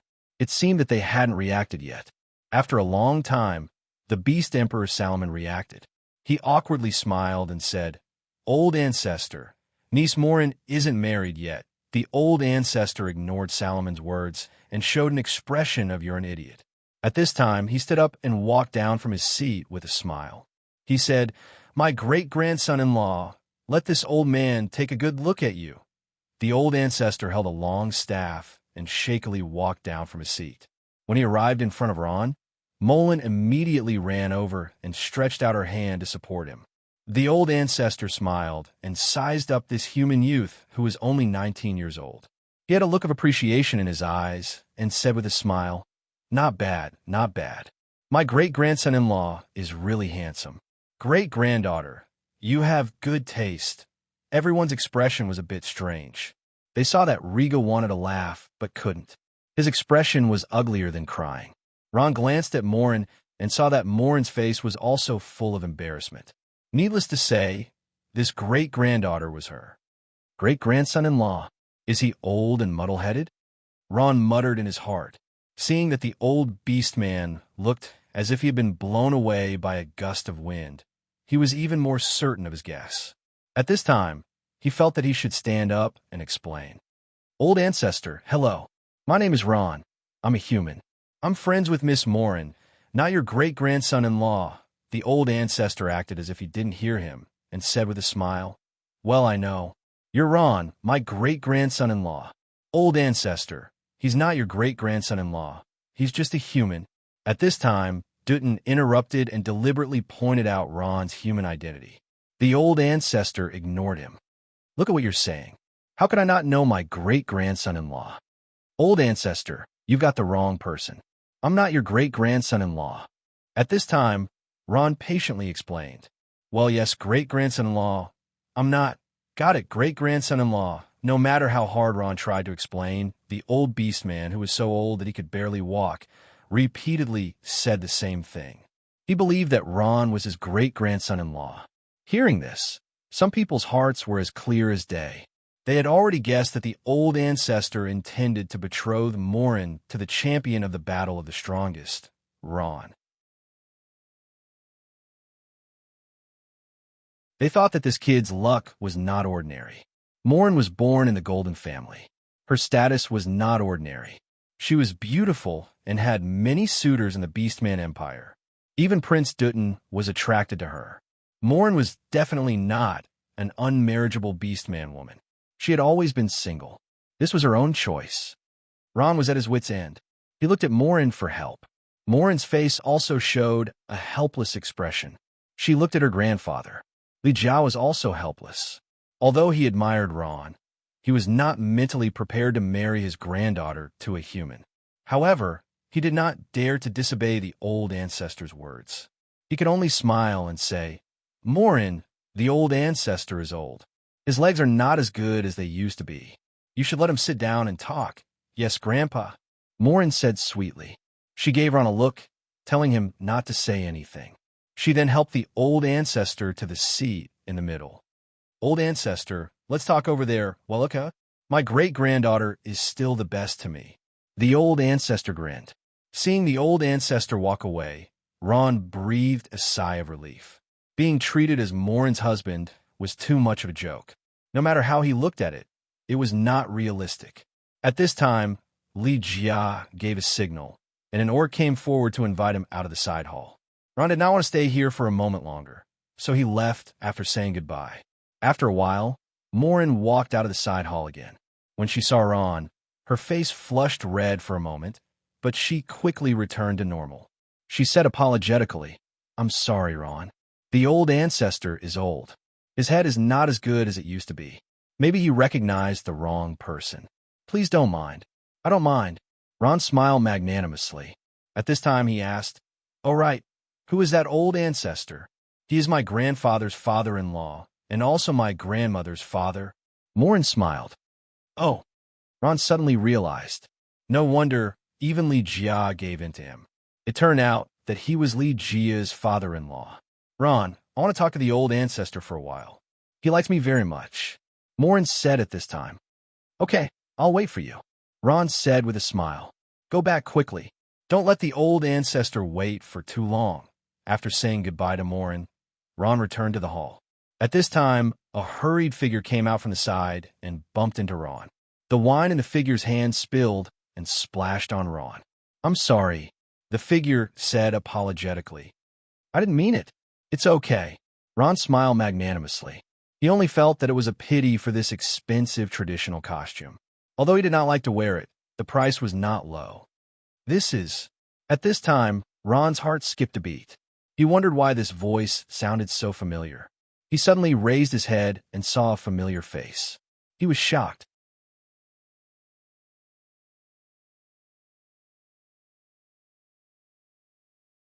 Chapter 360. The person who came was wearing a blue dress, her long hair flowing down her bright and smooth back, and her beautiful eyes rippling with moving colors. When she saw Luo she cried out in surprise, "Ron, how could it be you?" The person who came was none other than Luo, his former classmate at the Balarax Academy, Princess Kadena from the Kingdom of Doro. "Oh, so it's you. Long time no see." Kadena. Ron recovered from the initial shock and greeted her with a smile.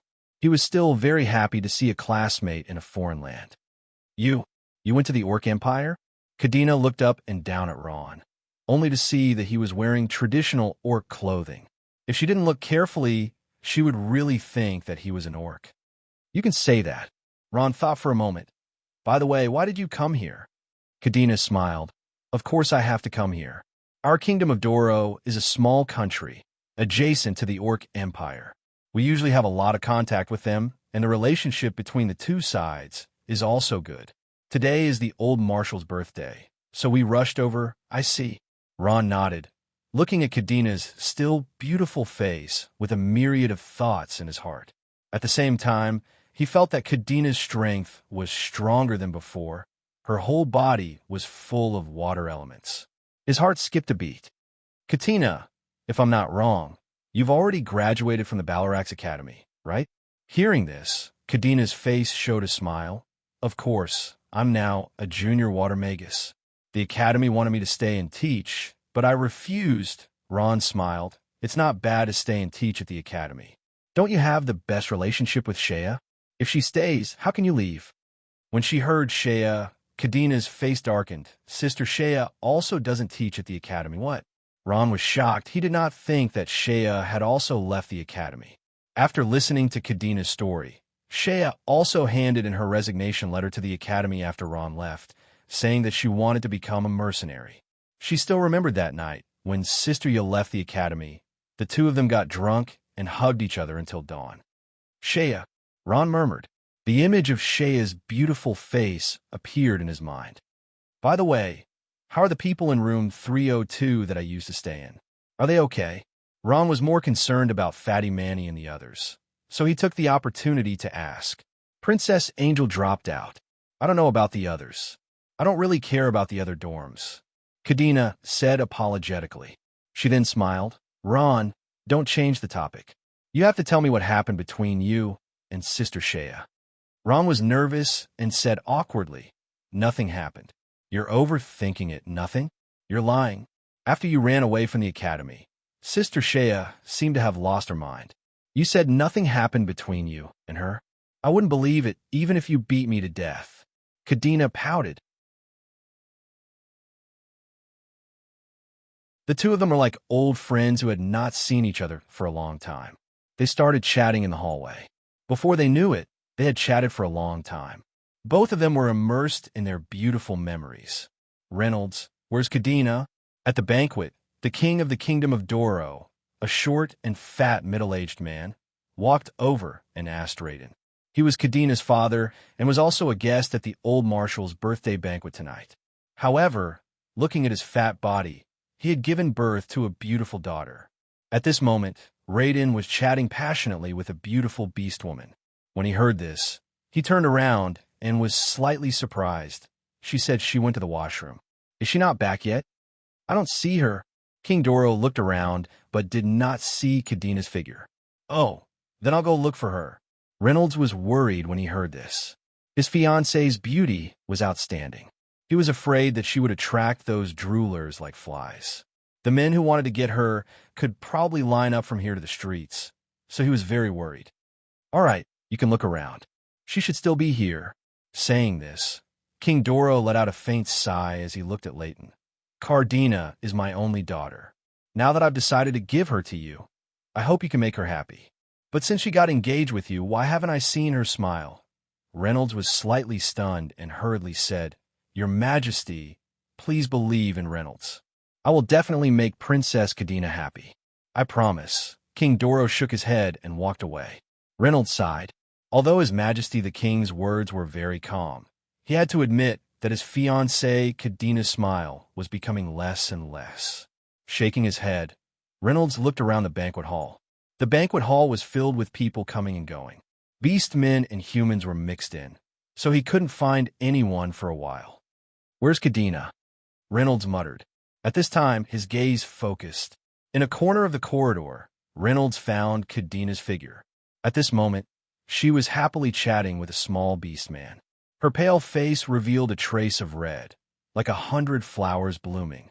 From afar, the two of them looked very intimate. The beastman seemed to be saying something that made Kadinana giggle. Who is he?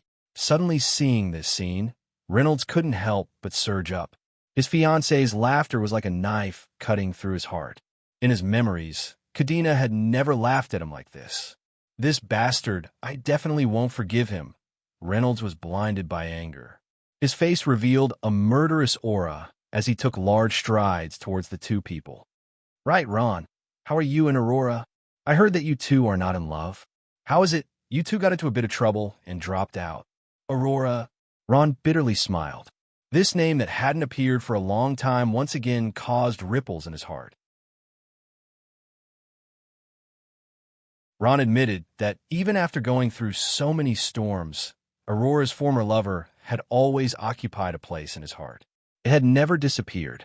Just as he was about to answer, a strong sense of crisis appeared in his heart. He turned his head and saw a face distorted with anger.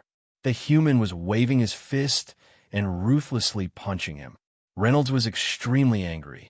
His huge fist was shining with a glaring light. This fist, he actually used Ochi. Who is this guy? Ron was shocked, but he didn't think too much about it. He immediately summoned his bone shield, and in an instant, a solid bone shield formed from black mist opened up and blocked the attacker's sudden attack. At the same time, he pulled Kyanara into his arms to protect her, because he wasn't sure if the attack was aimed at him or her. Boom! The powerful Do Chi of the four schools exploded, causing a slight tremor in the room. A fist-size hole appeared in the solid bone shield, but fortunately, it didn't break through. Ron frowned. The attacker actually had the strength of a junior grand swordsman. Kadina's face turned pale with fright. When she saw the person in front of her, she immediately became angry. Reynolds, are you crazy? Who is he? At this moment, Reynolds was furious.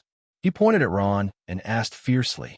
Only then did he realize that this person wearing traditional orc clothing was a human. He's my classmate, Ron. Reynolds, who was mad with anger, came over at this moment, but when he heard Ron's two sons, the calmness in his heart rose again. That's right, this was the man who had been accompanying Kadina when she was in a bad mood.